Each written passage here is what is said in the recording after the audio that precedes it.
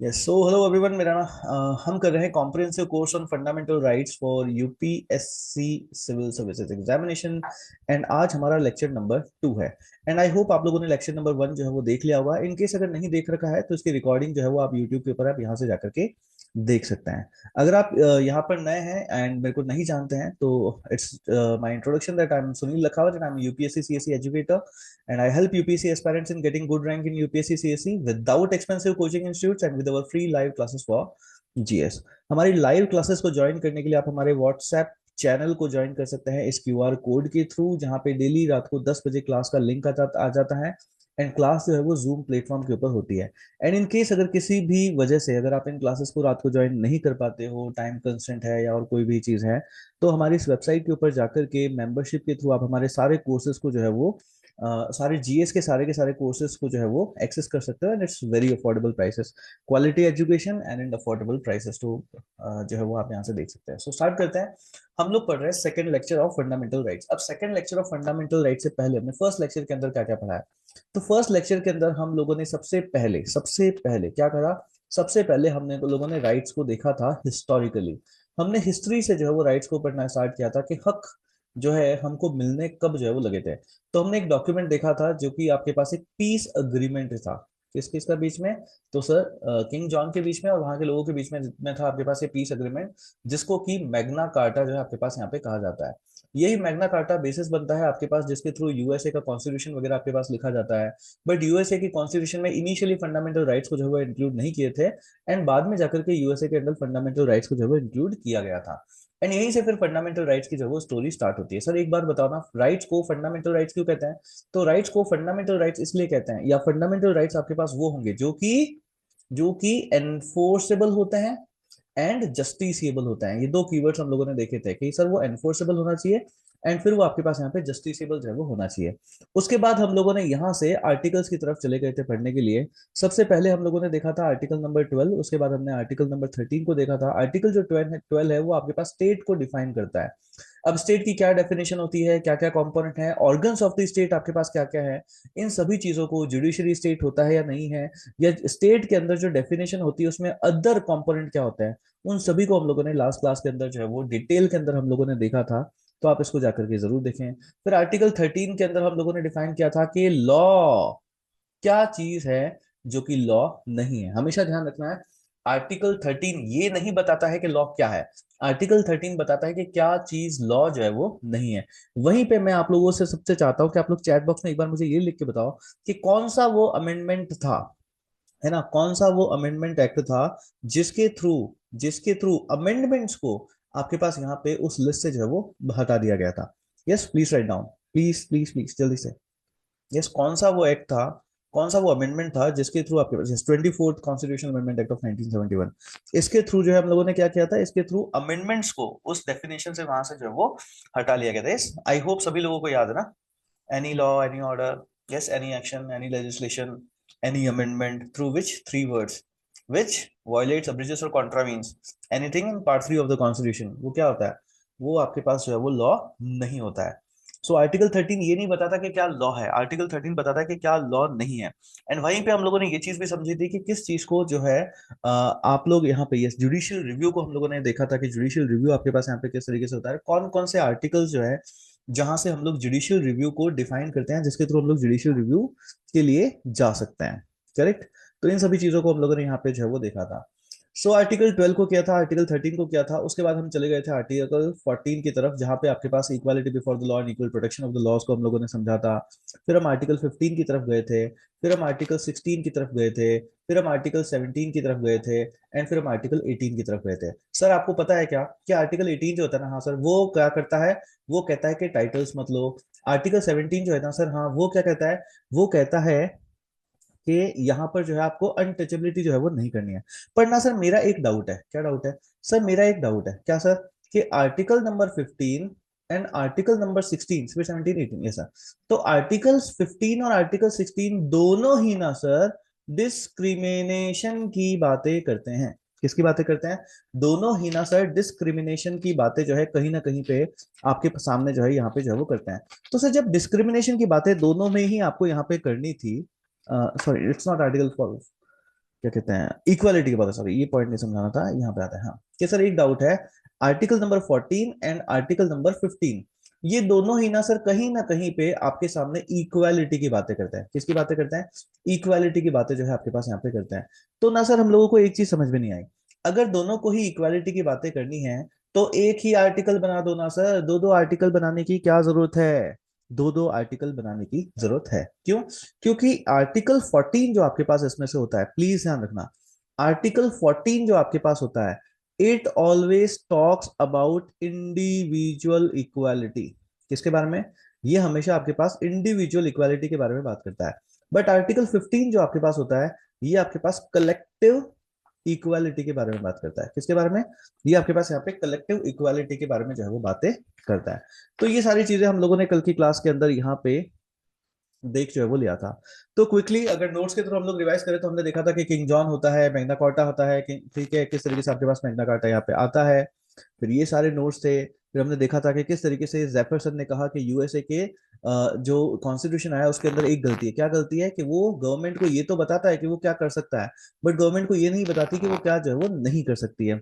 और उसी के बाद जेम्स मेडिसन जो है आपके पास यहाँ पे द बिल ऑफ राइट्स लेकर के आते हैं, जिसके थ्रू वहां पे आपके पास फंडामेंटल राइट्स की कहानी जो है वो स्टार्ट हो जाती है। तो ये सारी चीजें हम लोगों ने लास्ट क्लास के अंदर यहाँ तक जो हम लोगों ने यहाँ पे कवर अप कर लिया था। एंड विद दिस आज हम इन डिटेल में, इन डेप्थ में, क्योंकि जो सबसे इंपॉर्टेंट आर्टिकल यहाँ पे होता है, जो आर्टिकल सबसे ज्यादा न्यूज में आपके पास यहाँ पे रहता है, या जो आर्टिकल से सबसे ज्यादा आपके पास यहाँ पे शक्यता रहती है क्वेश्चन के आने की, उसको जो हम लोग स्टार्ट करेंगे, and that is article number 19। Yes sir, article 19 से बहुत सारे क्वेश्चंस आपके पास आते हैं। ये आर्टिकल 19 की ना एक बहुत ही खास बात है। आर्टिकल 19 की ना एक बहुत बड़ी खास बात है। क्या खास बात है सर? आर्टिकल 19 की सबसे खास बात यह है कि ये बहुत सिंपल लगता है। ये बहुत सिंपल लगता है। It gives us freedom, it's very simple, it gives us freedom. But जब ये क्वेश्चन आता है ना, कभी आपको पता ही नहीं चलता कि अच्छा ये क्वेश्चन आर्टिकल 19 से रिलेट करता है क्या। मेनी टाइम्स यूपीएससी में प्रीलिम्स में ले लो, या यूपीएससी में आप यहाँ पे मेंस के क्वेश्चंस में ले लो, आपको ये जस्टिफाई नहीं होता, ये पता नहीं चलता अच्छा इसका आंसर आर्टिकल 19 से लिख करके देना होता था। यस, बीट आपके पास क्वेश्चन आए फ्रीडम ऑफ प्रेस को लेकर के, बीट आपके पास क्वेश्चन आए सेडिशन को लेकर के, बीट आपके पास और किसी फ्रीडम ऑफ मूवमेंट वगैरह किसी भी चीज को लेकर के आपके पास यहाँ पे क्वेश्चन आए, ठीक है। जैसे आपके पास वो कलरेबल लेजिस्लेशन वगैरह कितना कुछ हम लोगों ने पढ़ा था, वो सब कुछ किसमें आता है? आर्टिकल 19 में। इंफॉर्मेशन एक्ट, यस, वो भी किसमें आता है? आर्टिकल 19 में। तो ये सारी की सारी चीजें कहीं ना कहीं से जाकर के आपके पास आर्टिकल 19 से लिंक करती हुई होती है। So the most important article of the fundamental rights कौन सा है? आर्टिकल 19। द मोस्ट इजी, जो आप लोगों को लगता है, बट ये इजी नहीं है, it's so tough, it's so tough. यहाँ पे जब जो क्वेश्चंस आते हैं ना, बहुत ज्यादा इसको याद रखना पड़ता है कि रीजनेबल रेस्ट्रिक्शंस कौन कौन से हैं, किसको लेकर के क्या क्या रीजनेबल रेस्ट्रिक्शंस हैं। तो वो सारी चीजें आपको यहाँ पे याद जो है वो रखनी पड़ती हैं। सो देखेंगे आर्टिकल 19 क्या है इन डेप्थ में, और इससे रिलेटेड क्या क्या केसेस हुए हैं हिस्ट्री में, क्या क्या चीजें हैं करंट अफेयर्स में हमारे पास क्या क्या है, उन सभी को देखेंगे और इसको जो हम लोग कवर अप करते हैं। So ready everyone? Yes, ready? चलो सर, सो स्टार्ट करते हैं आर्टिकल 19 को। यस सर, तो आर्टिकल 19 जो है बहुत ही अच्छा है सर। क्यों? क्योंकि ये आपको देता है which so called freedom. Yes sir, क्या देता है? ये देता है सर हमको फ्रीडम। सर फ्रीडम, यस, ये आपको देता है फ्रीडम। सर किस किस चीज की फ्रीडम? ये आपको बहुत सारी फ्रीडम देता है सर। मतलब तुम्हें कुछ भी बोलना है ना, कुछ भी बोलना है। हाँ सर, लोग कहते हैं ना ये कुछ भी मत बोला करो तुम। हाँ सर, अरे तुम कुछ भी बोला करो। क्यों? जब कभी भी आपको कोई भी बोले ना, कोई कुछ भी मत बोला कर, जैसा उसको बोला कर मैं तो कुछ भी बोलूंगा। क्यों? क्योंकि आपके पास फ्रीडम है of speech and expression. Yes sir, आपके पास फ्रीडम है स्पीच एंड एक्सप्रेशन को, कुछ भी बोलने की आपको यहाँ पे आजादी। क्या है? आजादी। Yes sir. फिर आप यहाँ पे असेंबल कर सकते हो ना, मीटिंग मीटिंग जो भी करनी है आपको, तो पीसफुली आपको असेंबल करने के लिए भी आपको मिलता है। तो देखो याद करते चलना ना, ये इतना बड़ा ना याद नहीं होगा, सिंपल याद रखना। पहला, सबसे पहली किस चीज की दी? सबसे पहले आपको मिलती है स्पीच एंड एक्सप्रेशन। साथ के साथ याद करते चलना है, नोट्स मत में अभी बाद में बना लेना। सो स्पीच एंड एक्सप्रेशन, सबसे पहली फ्रीडम किसकी मिली? Speech and expression. प्लीज लिखने में मत रहना, लिखा हुआ बहुत सारी जगहों पे ऊपर है, याद करने में रहना, लेक्चर के थ्रू सारा का सारा याद हो जाना चाहिए। सबसे पहला क्या है sir? It is speech and expression. तो स्पीच एंड एक्सप्रेशन को लेकर के आपको दिया गया।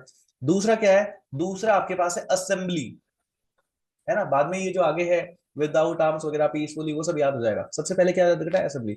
सो स्पीच एंड एक्सप्रेशन की फ्रीडम मिलती है, फिर असेंबली की फ्रीडम मिलती है, फिर एसोसिएशन की फ्रीडम मिलती है कि आप एसोसिएशंस बना सकते हो। यस सर, सर मेरा ना उनसे कहीं पे जाने का मन कर रहा है, जाओ बिंदास जाओ, जहां मर्जी आ जाओ, फ्रीडम ऑफ मूवमेंट है आपके पास, जहां मर्जी आ जाओ बिंदास, जहां घूमने जाना है जाओ। यस सर, तो फ्रीडम ऑफ क्या है आपके पास? मूवमेंट भी आपके पास यहाँ पे जो है वो होता है।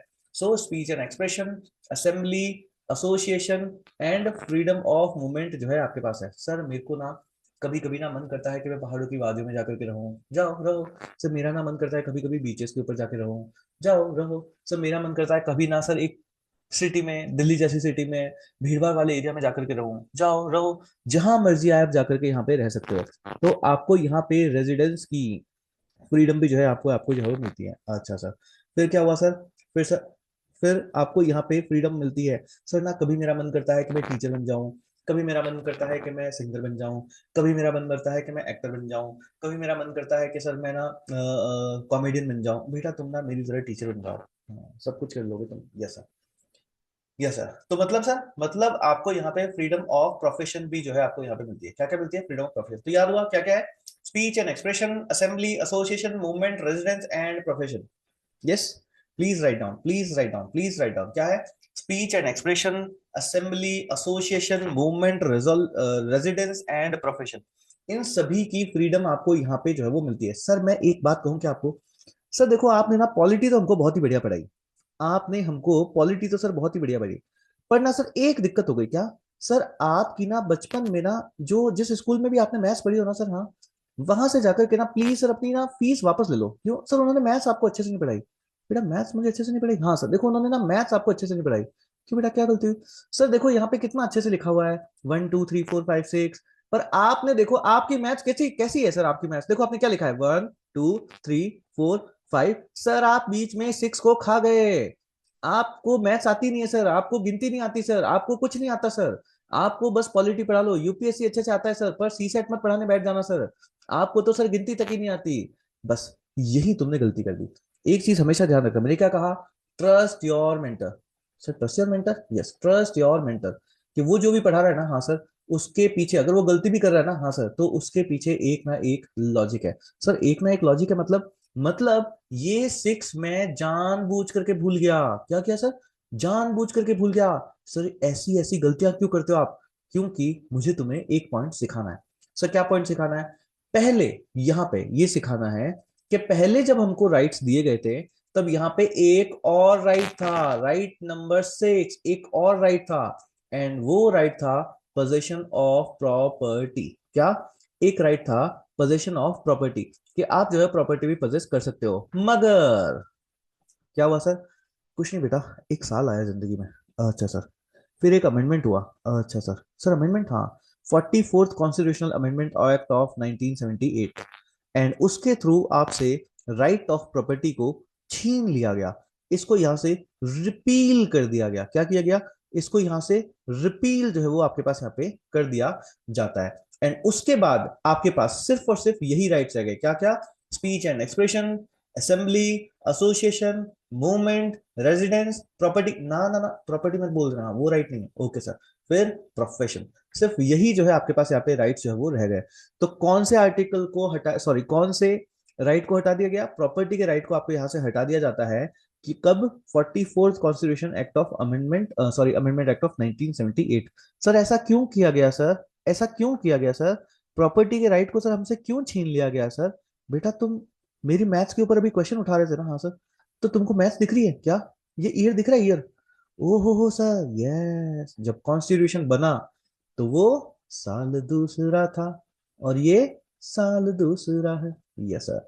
तो इस सालों में ये जो सालों का खेल है ना, ये सर, यहाँ पे बहुत सारी कहानी जो है वो चलती है। और उस कहानियों के चलते आपसे ये आपके पास रिपील, ये जो राइट है इसको छीन लिया जाता है। करेक्ट। Yes sir. सो समझ आया यहाँ तक? कितने लोगों को ये सारी बातें समझ में आई कि सर राइट ऑफ प्रॉपर्टी पहले आपको यहाँ पे दिया गया था, मगर उसके बाद आपसे यहाँ से राइट ऑफ प्रॉपर्टी को रिपील कर दिया गया है। क्या कर दिया गया है? रिपील कर दिया गया है। यस।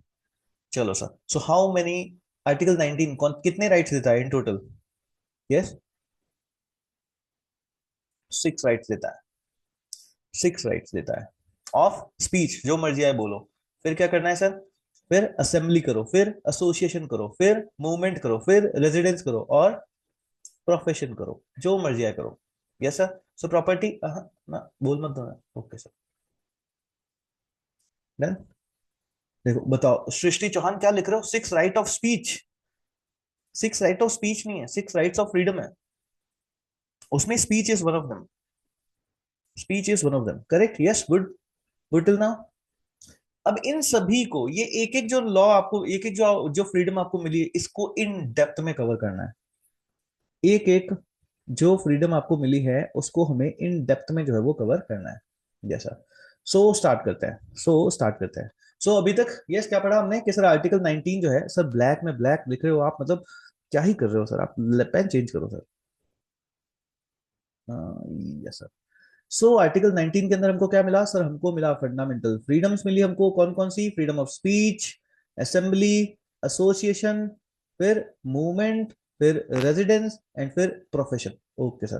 तो ये जो है आपको यहाँ पे फ्रीडम्स जो है वो मिलती है, मगर क्या सर, ओरिजिनली आर्टिकल 19 जब था तो उस टाइम में सेवन राइट्स थे। कौन सा sir, right to acquire, hold and dispose of the property. Yes sir. Sir ये भी था, मगर इसको डिलीट कर दिया गया कब sir, 44th constitutional amendment act of 1978 के through. Okay sir. With this next is पहला आर्टिकल इसके अंदर जो हम लोग पढ़ते हैं, which is freedom of speech and expression, article 19 sub clause 1 सब क्लॉज ए। Yes sir. तो ये आपको जो है वो क्या कहता है सर, ये हमको यहाँ पे सर, हाँ ये आपको क्या कहता है सर, देखो चलो सर। तो ये आपको बोलता है कि जो मर्जी में आए आपको बोलना है ना सर, बिंदास बोलो, जो आप भी आपको एक्सप्रेस करना है ना सर, बिंदास एक्सप्रेस करो। सर ये स्पीच एंड ये एक्सप्रेशन, इन दोनों का ही मतलब क्या है, इन दोनों का ही मतलब है कि स्पीच का मतलब जो मर्जी में आए तुम सीधा का सीधा बोल करके कह सकते हो, मगर एक्सप्रेशन, एक्सप्रेशन का मतलब है आप बिंदास किसी चीज के थ्रू अपने जो भी व्यूज है उसको आप शो भी कर सकते हो। जैसे जैसे कोई पेंटिंग बना दिया, यस, जैसे आपने और किसी तरह का कुछ कर दिया, यस, उसके थ्रू आप इसको शो भी जो है वो आप यहाँ पे कर सकते हो। यस करते हैं ना, जैसे आप लोगों को जब कोई पोजीशन निकालना होता है, मान लो if you disagree with something, तो आप लोग क्या करते हो, ब्लैक रिबन पहन लिया वगैरह, वो क्या है। यस, यस, वो आपके पास रेजिडेंस और प्रॉपर्टी में क्या डिफरेंस है, अरे रेजिडेंस और प्रॉपर्टी में बहुत डिफरेंस है ना। एक तो तुम किराए के घर में रह रहे हो, तो वो किराए का घर होता है, वो रेजिडेंस होता है, बट क्या वो आपकी प्रॉपर्टी होती है, क्या वो आपकी प्रॉपर्टी नहीं होती है ना। एक तुम खुद के घर में ही रह रहे हो, तो क्या उसका किराया देते हो क्या, नहीं ना सर, वो आपका रेजिडेंस भी होता है, वो आपकी प्रॉपर्टी भी होती है। सो रेजिडेंस एंड प्रॉपर्टी में बहुत डिफरेंस होता है, ठीक है। कैसे कैसे सवाल पूछ रहे हो यार, कैसे की तैयारी कर रहे हो। Yes sir. तो इसमें आपको बोला गया कि भाई आप अपने व्यूज को, अपनी ओपिनियंस को, अपने बिलीव्स को, अपने कन्विक्शंस को फ्रीली, फ्रीली, बाय माउथ मतलब बोल करके, बाय राइटिंग मतलब लिख करके, बाय प्रिंटिंग मतलब प्रिंट करके, कोई पिक्चर विक्चर बना करके, है ना, डेमो, ये आप लोग डॉक्यूमेंट्रीज वगैरह बना करके, कोई रील वील बना करके, जैसे जो मर्जी आए आप ना उसको ना सर यहाँ पे प्रिंट कर सकते हो सर ना। गलत बोल रहे हो आप, कर मत देना ऐसा कुछ भी। पकड़ लेती है पुलिस आकर के, अरे बेटा नहीं पकड़ती सर, आपको पता नहीं है, पकड़ लेती है पुलिस आकर के। लोग एफबी पे कुछ भी पोस्ट करते हैं सर, आपको पता नहीं है, केसेस हो रखे हैं सर। हाँ केसेस हो रखे हैं आपके पास यहाँ पे सर, अरे बेटा नहीं हो रखा। और जो हुए हैं उसके बाद में क्या क्या क्या कंसिक्वेंसेस आपके पास यहाँ पे हुए, वो भी सब हम यहाँ पे पढ़ेंगे। तो एक बार पढ़ो अभी। यस सर, ओके सर, ठीक है सर, पढ़ाओ। तो क्या बोलता है freedom of speech and expression, कि आप अपने व्यूज, आप अपनी ओपिनियंस, आप अपने बिलीव्स, आप अपने convictions freely, by mouth, writing, printing, picture, इन सभी के थ्रू आप इजीली जो है यहाँ पर आप बता सकते हो। सर एक ना मेरे को एक चीज समझ नहीं आई, ये यहाँ पे अदर मैनर क्यों लिख रखा है, ये अदर मैनर इसलिए लिख रखा है क्योंकि आजकल आप यहाँ पे पिक्चरिंग, प्रिंटिंग, राइटिंग, माउथ, इसके अलावा भी तो बहुत सारी जगह चीजों के थ्रू आप अपने व्यूज को दिखाते हो सर, जैसे जैसे कि सोशल मीडिया, ओहो सर, यस सर, जैसे कि न्यूज वगैरह आपके पास यहाँ पे हो गया, है ना। तो और भी बहुत सारे तरीके होते हैं, तो उन सभी को कवर अप करने के लिए आपके पास यहाँ पे भाई अदर है ना, ये अदर मीन्स आपके पास यहाँ पे रखा गया है। एंड इन सभी को डिफाइन करने के लिए कि किस किस तरीके से आप यहाँ पे अपने freedom of speech and expression को एक्सरसाइज कर सकते हो। तो ये पूरा का पूरा सुप्रीम कोर्ट ने अपनी रूलिंग के अंदर जो है वो बताया, क्या क्या, कि you have right to propagate one's own as well as others view, है ना, कि तुम खुद की बात तो कर ही सकते हो, तुम किसी और के व्यूज भी जो है यहाँ पर आप बता सकते हो। आपके पास फ्रीडम ऑफ साइलेंस भी है ना, कि भाई मेरे को तो कुछ बोलना ही नहीं है, मेरे को चुप रहने का है ना, मुझे बोलना ही नहीं है ना। आपसे कोई भी पूछ बोले बताओ तुमने खून किया तो उसने जो है वो खून किया क्या, बोलो ना मेरे को नहीं पता, I want to exercise my freedom of silence, ऐसा है ना। तो बेटा पुलिस मारती बहुत है ना, पुलिस से कुछ भी छुपाना नहीं है, हाँ। तो वहां पे फ्रीडम ऑफ साइलेंस को एक्सरसाइज मत कर लेना, ओके सर। फिर फ्रीडम ऑफ प्रेस आपके पास है सर, फ्रीडम ऑफ प्रेस कैसी कैसी बातें कर रहे हो सर, फ्रीडम ऑफ प्रेस, इसको डिटेल में डिस्कस करो सर, अभी करेंगे। फिर right against the imposition of pre censorship on the newspaper, फिर आप कमर्शियल एडवर्टाइजमेंट्स कर सकते हो। Right against tapping and telephonic conversations आपके पास है, टेलीकास्ट आपके पास है, गवर्नमेंट एक्टिविटीज है आपके पास, डेमोन्स्ट्रेट कर सकते हो। राइट अगेंस्ट बंद called by a political party और ऑर्गेनाइजेशन, सर ये क्यों लिखा है आपने, अभी पता चलेगा। सर ये पॉइंट्स आपने क्यों इंक्लूड किए हैं, ये पॉइंट्स मैंने जानबूझ करके इंक्लूड किए हैं, क्योंकि इनको लेकर के कभी भी आपके पास यहाँ पे क्वेश्चन जो है वो आ सकता है। क्या सर क्वेश्चन होता है, मेरे को क्वेश्चन बोलने में अच्छा लगता है, अच्छा सर ठीक है सर। तो क्वेश्चन जो है आपके पास यहाँ पे कभी भी जो है वो आ सकता है, yes sir. But there are certain reasonable restriction. तो देखो ये तो आपको याद रहे ना रहे, इनको तो जो है याद आप लोग यहाँ पे कहते हैं ना कि इन सभी को तो याद आपको कैसे करना है, मतलब जब कभी भी कुछ भी न्यूज में हो ना, तो आपको पता चल जाएगा कि हाँ इनमें से कौन सा वाला, ये आर्या के कौन है भाई, ये प्लीज आप यहाँ पे लिखना बंद करिए, और else I will remove you from the class. Yes, चलिए तो इनको तो देखो याद करने की जो है आपको यहाँ पे जरूरत नहीं है, क्या किया है।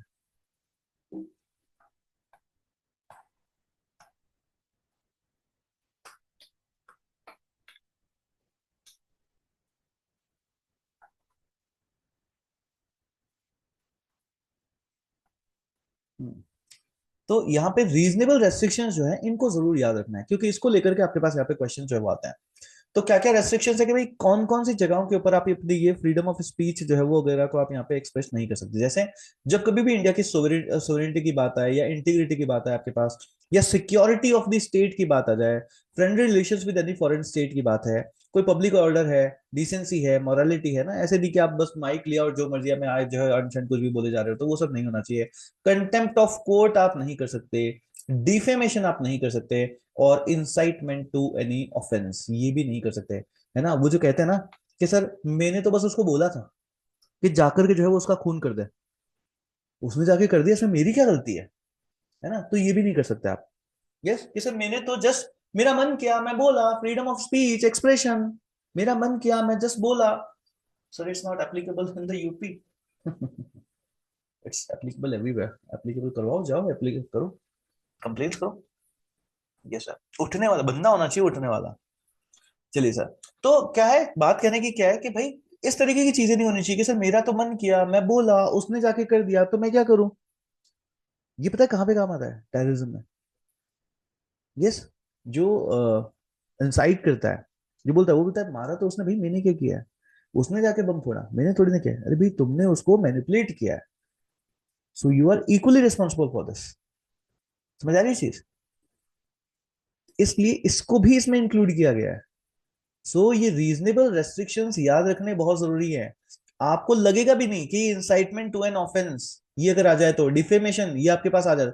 डिफेमेशन को बहुत सारे लोग जो याद करके नहीं जाते हैं वो यहाँ पे बोलते हैं ना ना ना, ये कोई रीजनेबल रेस्ट्रिक्शन थोड़ी ना है। डिफेमेशन मतलब मैं क्या किसी के बारे में कुछ गलत नहीं बोल सकता, मतलब अगर किसी ने कोई गलती करी तो मैं उसके बारे में क्या बोल नहीं सकता कि मैं तो उसको भरे भर मन भर करके चुगलियां करते हैं ना लोग, ये सर दूसरों की बुराइयां करते हैं ना, उसको नीचा दिखाते हैं ना, हाँ तो सर मैं तो कर सकती हूँ, नहीं आप नहीं कर सकते। करेक्ट। तो इस तरीके की चीजें आपके पास यहाँ पे जो है वो आती है। तो ये सारे के सारे reasonable restrictions word to word आपको यहाँ पे याद होनी चाहिए, क्योंकि यहाँ से क्वेश्चन जब कभी भी आर्टिकल 19 से जो मोस्टली आजकल के टाइम में जो ट्रेंडिंग क्वेश्चंस हैं वो रीजनेबल रेस्ट्रिक्शंस के ऊपर आपके पास आता है, या फिर जो न्यूज आपके पास यहाँ पे होती है ना उसके थ्रू किस तरीके से 19 इंपैक्ट हो रहा है, वहां से आपके पास यूपीएससी में क्वेश्चन जो वो देखे गए हैं। तो इस वजह से रीजनेबल रेस्ट्रिक्शंस को जो है यहाँ पे आपको याद रखना जो है वो बहुत ज्यादा जरूरी है। करेक्ट यहाँ पे, यस। चलो सर, तो ये ध्यान रखना है आपके पास। चलो सर, ठीक है सर। बट ये जब रीजनेबल रेस्ट्रिक्शंस को आप याद करते हो ना, हाँ सर, तो यहाँ पे साथ में एक और चीज लिख लेना। सर क्या चीज, बड़े बड़े अक्षरों में ओनली लिख देना। सर बड़े बड़े अक्षरों में ओनली लिखने के लिए क्यों कह रहे हो आप, बड़े बड़े अक्षरों में ओनली लिखने के लिए मैं इसलिए कह रहा हूं क्योंकि स्टेट जो होता है ना, स्टेट, हाँ सर, वो only only on the grounds of these reasonable restrictions only आपके freedom of speech and expression को आपसे ले सकता है, और किसी भी ग्राउंड के ऊपर नहीं ले सकता। ये भी जो है वो ध्यान रखना है कि reasonable restriction, state can apply reasonable restriction only on these grounds. इसके अलावा सर ये ना आप ऐसे ही कह रहे हो, ये कोई याद रखने वाली बात थोड़ी ना बेटा, बिल्कुल याद रखना। क्यों? क्योंकि यही चीज ओनली वर्ड लेकर के जब आपके पास क्वेश्चन में आ जाती है ना, तो यूपीएससी एस्पायरेंट्स की एक आदत होती है कि जैसे ही उसको ओनली दिखता है ना, उसको दिखता है अरे अरे अरे यही लाइन गलत है, यही लाइन गलत है, जैसा उसको सीधा दिखता है कि यही लाइन गलत है। बट ध्यान रखना ये लाइन यहाँ पे गलत नहीं होगी। How many of you are clear with this point कि यस सर ये लाइन जो है यहाँ पर आपके पास यहाँ पे गलत जो है वो नहीं होगी। डन? यस, समझ आया कि यस सर यहाँ पे ये लाइन गलत नहीं होगी, यहाँ पे ये लाइन बिल्कुल सही होगी। चलिए, गुड वन। सो आगे देखते हैं। अब इसी के बाद नेक्स्ट आपके पास यहाँ पे आता है which is freedom of assembly. Sorry, freedom of assembly को बाद में देखते हैं, पहले थोड़ा सा अभी भी इसको और इन डेप्थ जो है वो देखते हैं। Yes sir. तो यहाँ पे हम लोगों ने बात करी है फ्रीडम ऑफ प्रेस की, फ्रीडम ऑफ प्रेस की। अब देखो सर, फ्रीडम ऑफ प्रेस को थोड़ा सा इन डिटेल में जो है वो देखते हैं। तो क्या सर फ्रीडम ऑफ प्रेस आपके पास यहाँ पे जो है वो मिलती है? यस, फ्रीडम ऑफ प्रेस जो है आपको, यस, तो फ्रीडम ऑफ प्रेस जो है आपको यहाँ पे बिल्कुल जो है वो पढ़ना है। क्यों? क्योंकि फ्रीडम ऑफ प्रेस बहुत ज्यादा इंपॉर्टेंट है आपके पास। तो सबसे पहली चीज क्या याद रखनी है, जो यूपीएससी प्रीलिम्स में आपके पास एक करके याद रखना है कि फ्रीडम ऑफ प्रेस जो है, यस सर, वो एक्सप्रेस कहीं पर भी नहीं किया गया है।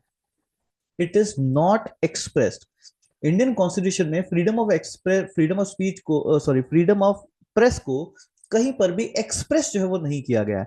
बट क्या किया गया है, इम्प्लिसिट फॉर्म के अंदर आपको फ्रीडम ऑफ प्रेस जो है वो मिलती है। क्या मिलती है? फ्रीडम ऑफ प्रेस जो है आपको यहाँ पे मिलती है, किसमें? इम्प्लिसिट फॉर्म में। बट प्लीज याद रखना, फ्रीडम ऑफ प्रेस लिखा नहीं गया है। यस, फ्रीडम ऑफ प्रेस लिखा नहीं गया है। तो फ्रीडम ऑफ प्रेस को लेकर के क्या क्या चीजें याद रखनी है? सबसे पहला, क्या आपको फ्रीडम ऑफ प्रेस मिली हुई है? यस सर, मिली हुई है। क्या ये रिटर्न है? क्या? नहीं sir, it is not return. ये रिटर्न जो है वो नहीं मिली है। तो फिर कैसे मिलती है? इम्प्लिसिट है। कैसी है? इम्प्लिसिट है। कौन से आर्टिकल के through? Article 19 sub clause 1 sub clause 8, इसके थ्रू जो है आपको यहाँ पे फ्रीडम ऑफ स्पीच जो है वो मिलती है। क्लियर यहां तक सभी को? Yes sir. तो महात्मा गांधी जी कुछ कहते हैं, क्या कहते हैं सर? कि freedom of the press is a precious privilege that no country can forego. तो गांधी जी कहते हैं कि भैया फ्रीडम ऑफ प्रेस जो है वो बिल्कुल होनी ही चाहिए। तो सर क्या फ्रीडम ऑफ प्रेस हमको मिलती है? अब देखो वो एक अलग चीज है, सोचने का विचार है, बाकी मिली हुई है बिल्कुल। Yes sir. तो as a mass leader Gandhi was aware of the power of the people coming together to demand large scale social change. Despite the flaws, freedom of press needs to be preserved. क्या कहा? Needs to be preserved। Sir इसका मतलब नहीं है क्या? अरे है, freedom of press है, पर क्या वो एक्चुअली फ्री है? ये सोचने का सवाल है। फ्रीडम ऑफ प्रेस है, बट क्या वो एक्चुअली फ्री है? ये सोचने का सवाल है। Yes sir. Notably quote related to the historical figure as a form. ठीक है, इसको तो जो है आगे रहने देते हैं। तो हमने क्या देखा कि yes sir freedom of press हमको मिली हुई है। So the freedom of the press is implicitly, क्या वर्ड इंपॉर्टेंट है? Implicitly safe guarded under under article 19 sub clause 1 सब clause A of the constitution. यहाँ पे जो है यहाँ पे आपको मिला हुआ है। पर सर फ्रीडम ऑफ प्रेस जो है वो किसने दिया, हमको कैसे पता चलता है? तो आपको यहाँ पे एक केस इंपॉर्टेंट होता है which is Thapar versus state of Madras. कौन सा case? Thapar versus state of Madras. वो क्या कहता है कि फ्रीडम ऑफ प्रेस आपको मिलती है किसके थ्रू? आर्टिकल 19 सब क्लॉज ए सब क्लॉज 1 सब clause A. Yes sir. So India's press freedom has repeatedly declined in recent years. Data? Sir पुरानी बातें कर रहे हो आप बेटा, पुरानी बातें नहीं है, डेट देख लो 2024 की है। एंड अगर 2024 में अगर इस तरीके का क्वेश्चन आया है, तो देर इज हाई पॉसिबिलिटी कि मेंस में आपके पास ये का ये एज इट इज ये की ये लाइन लिखी हुई आएगी that India's press freedom has rapidly declined in recent years. फिर डेटा नहीं लिखा आएगा, फिर क्या आएगा? कमेंट। इस तरीके से आपके पास यूपीएससी जो है वो क्वेश्चन जो है वो पूछ सकता है। सर आपको कैसे पता, आपको कैसे पता कि ये ना डिक्लाइन हुई है? तो ये तो सर न्यूज़पेपर वाले तो सर कुछ भी कह देते हैं सर, है ना, उनको फ्रीडम चाहिए होती है इसलिए कुछ भी कहते हैं। बेटा ये न्यूज़पेपर नहीं कहता है, आया न्यूज़पेपर में ये, मगर सिर्फ न्यूज़पेपर ही नहीं कह रहा है। अगर आप यहाँ पे देखते हो तो प्रेस फ्रीडम इंडेक्स जो है आपके पास यहाँ पे होता है। एंड प्रेस फ्रीडम इंडेक्स में अलग अलग कंट्रीज को रैंक किया जाता है कि वहां पे प्रेस की फ्रीडम जो है वो कितनी है। सो आउट ऑफ 180 नेशंस में से इंडिया की रैंक पता है कितनी है? सर 159 है। सर हम टॉप कर रहे हैं क्या? बेटा नीचे से। ओहो हाँ सर। सो 159 जो है आपके पास यहाँ पे रैंक जो है वो आती है। क्लियर सभी को। एंड 159th रैंक यहाँ पर आपके पास आती है, तो ये डिक्लाइन हुई है। पहले थोड़ी सी हम लोग जो है वो ऊपर थे, तो ये डिक्लाइन हुई है। इसलिए हम लोग क्या कह रहे हैं, इसलिए हम लोग कहते हैं कि आपके पास फ्रीडम ऑफ प्रेस कैसी है, डिक्लाइन हुई है। और इसलिए आपको कभी भी, जब कभी भी इस तरीके के आर्टिकल्स देखते हैं, तो इन आर्टिकल्स को आप जरूर पढ़ो, और यहाँ पे देखो क्या क्या रीजंस दिए जा रहे हैं जिसकी वजह से ये फ्रीडम ऑफ प्रेस प्रेस जो है आपके पास यहाँ पे डिक्लाइन हुई है। प्लस यहीं पे वापस आपको मेजर्स भी इस तरीके के आर्टिकल्स में दिए जाएंगे जिसके थ्रू फ्रीडम ऑफ प्रेस को रीस्टोर जो है वो किया जा सकता है। तो इसको जो है वो जरूर है, इस तरीके के आर्टिकल्स जब कभी भी आपको यहाँ पे दिखे, आपको जो है इनको यहाँ पे जरूर जो है वो पढ़ना है। तो सर क्यों, सर प्रेस को इतना क्यों करना है? सर प्रेस को इसलिए करना है क्योंकि जो इंडिया में विच इज सो कॉल्ड हमारी डेमोक्रेसी है, प्रेस जो होती है ना सर, प्रेस, हाँ, it is the fourth pillar of the democracy. क्या है ये? Fourth pillar of the democracy जो है आपके पास यहाँ पे है। और इसीलिए, और ये सिर्फ मैं नहीं कह रहा हूं, अगर आप एक्स सुप्रीम कोर्ट के जज कुरियन जोसेफ को की बात अगर सुनते हो, तो वो भी कहते हैं मीडिया, सर मीडिया मतलब फोर्थ पिलर, मतलब प्रेस, है ना, बाय एनी मींस जहां से भी आपको इन्फॉर्मेशन मिलती है। So media fail to defend the democracy and constitution and truth. ये कौन कह रहा है सर? एक्स सुप्रीम कोर्ट के जज कुरियन जोसेफ जो है आपके पास यहाँ पे कह रहे हैं। एंड यहाँ पे इन्होंने सिर्फ इतना ही नहीं कहा, इन्होंने fifth pillar of the Indian democracy भी बता दिया। वो कौन होता है सर? Whistle blowers. अब ये विसल ब्लोअर्स कौन होते हैं? विसल ब्लोअर्स आपके पास यहाँ पे होते हैं, इनको हमने विसल ब्लोअर एक्ट को, विसल ब्लोअर्स क्या होते हैं, इस पूरे को ही हमने हमारे जो इंडियन पॉलिटी का कोर्स है उसमें बहुत ही डिटेल में जो है वो कवर किया है। आप जाकर के जो उस कोर्स के थ्रू उसको देख सकते हो। बट यहाँ पे हमको सिर्फ इतना देखना है कि सर इंडिया में फिफ्थ पिलर ऑफ डेमोक्रेसी भी इन्होंने बताई है, और वो क्या होंगे? Whistle blowers. अब सर ये विसल ब्लोअर्स कौन होते हैं? मान लो कोई कंपनी है, यस सर, या कोई ऑर्गेनाइजेशन है, यस सर, आप यहाँ पे जो है वो काम कर रहे हो, एंड यहाँ पे कुछ बहुत ही गलत जो है आपके पास जो है यहाँ पर आप जो है वो हो रहा है, एंड समहाउ आपसे ये देखा नहीं जाता, तो आप अथॉरिटी के ऊपर जाते हो और चुपके से अथॉरिटी को बता देते हो कि सर कुछ तो गड़बड़ है, ये चीज गलत जो है वो हो रही है। और तो ऐसे इंसान को जो यहाँ पर आप करके आपको बता देता है, उसको बोला जाता है विसल ब्लोवर। सर आपको पता नहीं है सर, ऐसे लोगों को बहुत लोग मार देते हैं सर, लोग मारते हैं इनको। यस, इसीलिए whistle blower safe guard protection भी है आपके पास। एंड क्या आपको नहीं लगता कि इंसान को ऐसा होना चाहिए कि उसको जब कभी भी कुछ भी गलत दिखे तो वो जाकर के बोले? होना चाहिए ना, होना चाहिए, नहीं होना चाहिए? यस, कि अगर आपके सामने कुछ भी गलत हो रहा है, तो आप ना ऐसे आंखें बंद कर लो, मुंह बंद कर लो, कान बंद करके ना बैठो, आप उसके खिलाफ आवाज उठाए। होना चाहिए, नहीं होना चाहिए? होना चाहिए। Yes sir. तो बट वही है, फिर आपको सेफ्टी की जरूरत भी पड़ेगी। इसीलिए आपके पास ब्लोवर्स को बोल रहा हूँ, विसल ब्लोवर्स के सेफ गार्डिंग मेजर्स भी जो है आपके पास यहाँ पे जो है वो लिए जाते हैं। तो वक्त मिले तो आप उनको जरूर जो है वो पढ़िएगा, बट यहाँ पर वो जो है हमारे टॉपिक से रिलेवेंट जो है वो नहीं है, तो उसको हम लोग यहाँ पे जो है वो नहीं देखेंगे। बट ये ध्यान रखना, फिफ्थ पिलर किसको बता दिया है? विसल ब्लोवर्स को। So what are the 1 2 3 pillars? Yes sir. Then fourth pillar is press media, and fifth pillar is whistle blowers. Clear? ये चीजें जो है आपको यहाँ पे ध्यान जो है वो रखनी है। तो सर क्या चैलेंजेस हैं जिसकी वजह से हमको यहाँ पे फ्रीडम ऑफ प्रेस जो है वो इंडिया में नहीं मिल पा रही है, जो कि फ्रीडम प्रेस को फ्री होने के सामने आपके पास आते हैं? तो बहुत सारे लीगल एंड रेगुलेटरी कंस्ट्रेंट्स जो है आपको यहाँ पे देखने को मिलते हैं। यस, गवर्नमेंट इंटरफेरेंस देखने को मिलता है, थ्रेट्स आपको यहाँ पे देखने को मिलते हैं, सेल्फ सेंसरशिप देखने को मिलती है, ओनरशिप है आपके पास है, डिफेमेशन आपके पास यहाँ पे हो जाता है ना, केसेस वगैरह हो जाते रहते हैं आपके पास यहाँ पे। तो इन सब के चलते इंडिया में फ्रीडम ऑफ प्रेस मिली तो है, पर क्या सच में मिली है? Yes sir. तो ये जो है आपके पास यहाँ पे एक सवाल जो है वो पैदा हो जाता है। Yes sir. तो ये आपके पास आता है आर्टिकल नंबर 19 सब क्लॉज 1 सब क्लॉज ए, क्या दे रहे हैं? Speech and expression. अच्छा सर, सर आपको पता है क्या, मेरे को ना एक और बात करनी है। क्या सर? अगर मान लो न्यूज में अगर कोई कुछ भी नहीं बोल पा रहा, मान लो कि फ्रीडम ऑफ प्रेस जो हमको नहीं मिली, ठीक है सर, तो सर और भी तो बहुत सारे मीडियम हैं, है ना, मान है, जैसे आप जाकर के इंस्टाग्राम के ऊपर कुछ भी बोल दो, आप जाकर के फेसबुक के ऊपर कुछ भी बोल दो, आप जाकर के व्हाट्सएप के थ्रू जो है वो कुछ भी बोल दो, है ना, और आप सही इन्फॉर्मेशन को जो है आप आगे फैलाओ, है ना। ये हम तो स्पीच एंड एक्सप्रेशन की बात करते हैं, हम प्रेस की बात नहीं करते कि भाई कुछ भी जो है वो बोल दो। तो सर सही है ना सर, ये भी तो है ही है ना सर हमारे पास? हाँ बिल्कुल है। पर सर ना मेरे को एक डाउट है, क्या मैंने ना सर बहुत बार देखा है कि कई बार आप एफबी के ऊपर कुछ भी लिख देते हो या व्हाट्सएप के ऊपर कुछ भी लिख देते हो ना सर, वो डिलीट हो जाता है। अच्छा। और कई बार ना सर हमको आकर के ना पुलिस पकड़ भी लेती है। अच्छा हाँ सर, कई बार ना सर ऐसा भी होता है। तो ना सर हमको बताओ ना सर कि ये क्या चीज है वगैरह, क्या क्या चीज है। तो अब इस चीज को जो है समझते हैं, और यहां पर इसको समझने के लिए कि सोशल मीडिया है ना, तीन चीजों को देखना है, social media versus article 19 sub clause 1, ठीक है, सब क्लॉज ए, क्या, freedom of speech and expression, versus third angle आपके पास आता है which is information tech act, है ना, आईटी एक्ट आपके पास जो आपके पास होता है 2000, ये एक एंगल चलता है कि आप सोशल मीडिया के ऊपर जो है आप कुछ भी पोस्ट कर देते हो, है ना, अपने स्पीच एंड एक्सप्रेशन को चलते हुए, और फिर आपको पता चलता है कि आपने जो भी पोस्ट किया था वो डिलीट हो गया, या आपको पुलिस वुलिस आकर के जो है पकड़ लेती है, इसको जो है समझते हैं। अब देखो क्या है जो इंफॉर्मेशन एक्ट है। हाँ सर, इंफॉर्मेशन एक्ट के अंदर आपके पास यहाँ पर ब्लू पेन से लिखते हैं। सो इंफॉर्मेशन एक्ट के अंदर आपके पास यहाँ पे एक सेक्शन दे रखा है जिसको बोलते हैं सेक्शन 66A। क्या बोलते हैं? Section 66A।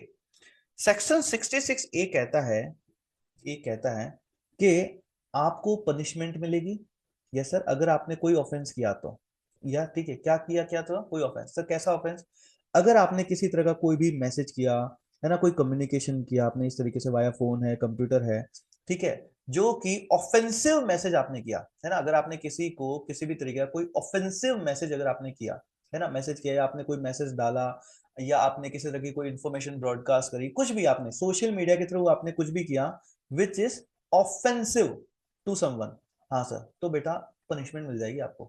क्या मिल जाएगी? पनिशमेंट मिल जाएगी आपको। सर कैसी पनिशमेंट? आपको 3 साल तक की जेल जो है वो हो सकती है। सर 3 साल तक की जेल हो सकती है? हाँ, 3 साल तक की जेल जो है वो हो सकती है। सर सच में ऐसी हुई है? हाँ, देखो, हुआ है कई बार। तो सर क्या होता है आपके पास यहाँ पे कि एक केस बन जाता है आपके पास, और उस केस को जो है वो समझना है। सो एक्ट समझ आया क्या है? Social media versus article 19 sub clause 1 सब clause A versus information act. Information act क्या कहता है? इसके अंदर एक सेक्शन है विच इज 66A। 66A क्या कहता है? अगर आपने कोई भी मैसेज किया which is offensive to anybody, अगर किसी ने ऑफेंडेड फील कर लिया तो फिर आपके ऊपर वो जो है वो केस कर सकता है। अच्छा सर, तो फिर यहाँ पे क्या हुआ सर? यहाँ पे ना एक बार क्या होता है आपके पास यहाँ पे कि आप लोगों को मुंबई का केस तो याद ही होगा, है ना, उसी को जो है यहाँ पे देख लेते हैं, वही सबसे ज्यादा रिलेवेंट जो है आपके पास यहाँ पे जो है वो लगता है, which is, yes, which is Shreya single versus union of India का केस, है ना, Shreya single versus union of India का केस। तो यहाँ पर आपके पास क्या होता है, श्रेया सिंगल वर्सेस इंडिया के केस में अगर आप यहाँ पे देखते हो तो क्या होता है आपके पास कि जब ठाकरे बाल ठाकरे साहब की जब डेथ हुई थी, तो बाल ठाकरे साहब की डेथ के टाइम में जो इनके सपोर्टर्स थे, इनके सपोर्टर्स ने आपके पास यहाँ पे क्या किया था, तो एक बंद का आह्वान किया था। इन्होंने बोला कि भैया सब बंद कर दो, मार्केट बंद कर दो, ये बंद कर दो। तो बहुत सारी चीजें आपके पास यहाँ पे होती है ना, तो मार्केट बंद का जो है आपके पास यहाँ पे हुआ था कि भाई मार्केट जो है वो बंद कर दो, लेजिस्लेटिव एग्जीक्यूटिव जुडिशियल, हाँ। तो आपके पास यहाँ पे क्या कहता है, इन्होंने एक बंद का कॉल जो किया था। आपने देखा ना कई बार कुछ भी होता है, किसान आंदोलन होता है, ये आंदोलन वो आंदोलन, बोलते हैं बंद कर दो, मार्केट पूरा बंद कर दो। अब मार्केट बंद कर दो, आप उनके सपोर्टर है हो, आपको बहुत दुख हुआ है, बट क्या हर इंसान को दुख हुआ है ना? कई सारे लोगों की रोजी रोटी चलती है उस मार्केट से, जिसको आपने बंद करा दिया, ठीक है, उनका क्या? कईयों को बहुत सारा काम होता है, अब वो सारा काम आपने रोक दिया, उन सभी का क्या? तो बहुत सारे लोग आप सपोर्ट कर रहे हो वो एक अलग चीज है, बट बहुत सारे लोगों को इसकी वजह से प्रॉब्लम भी होती है। तो क्या होता है आपके पास यहाँ पे कि, हाँ, तो क्या होता है आपके पास यहाँ पे कि फेसबुक के ऊपर इन्होंने एक कमेंट कर दिया, एंड वो इसके अगेंस्ट में बोल रहे हैं कि ये क्या है, मतलब है ना, बाल साहब की अगर डेथ हुई है तो आपके अगर इमोशनल सेंटिमेंट्स अगर है तो एक अलग चीज है। एफबी के ऊपर कमेंट कर दिया था कि भाई बाल ठाकरे की डेथ के ऊपर बंद का जो है वो आह्वान क्यों किया गया है ना, ऐसा जो है वो नहीं होना चाहिए। उन्होंने लिख दिया था हु इज बाल Thackeray.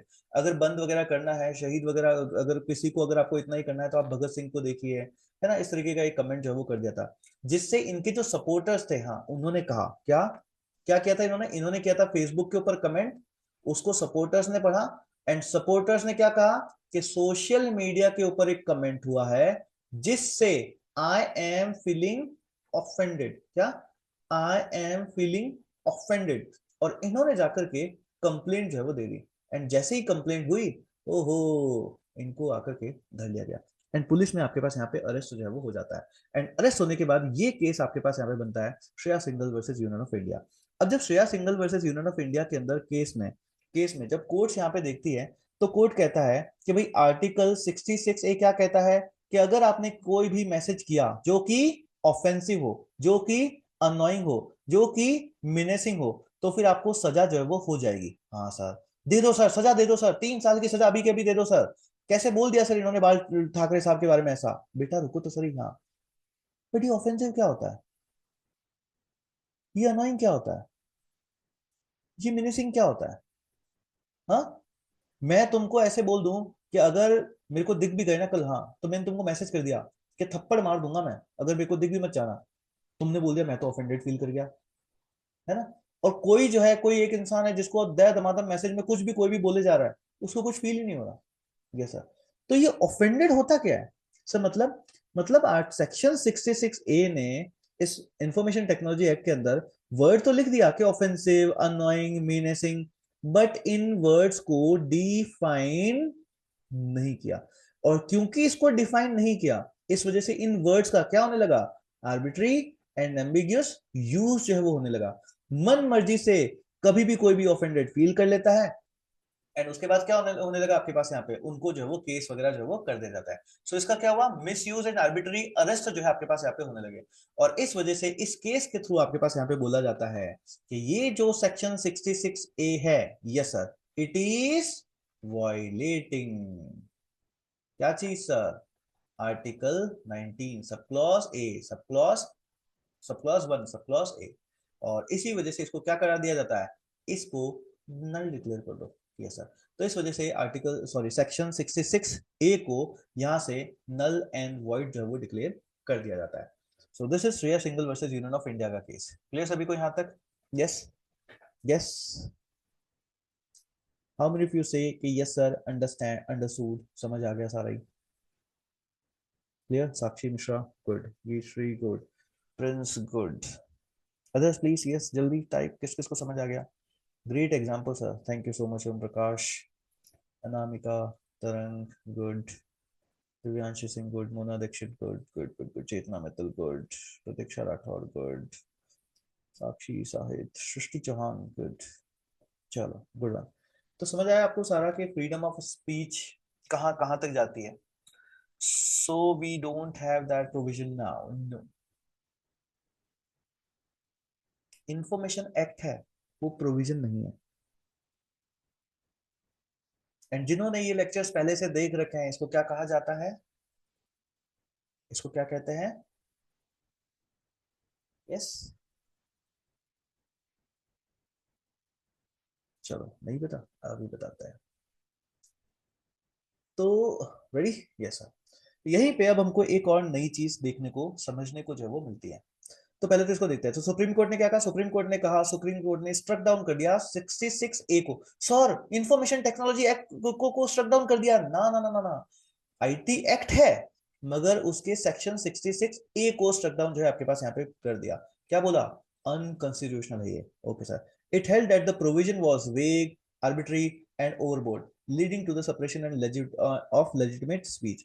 The court emphasized that the restriction imposed under Article 66A went far beyond the scope of reasonable restrictions permitted under Article 19(2).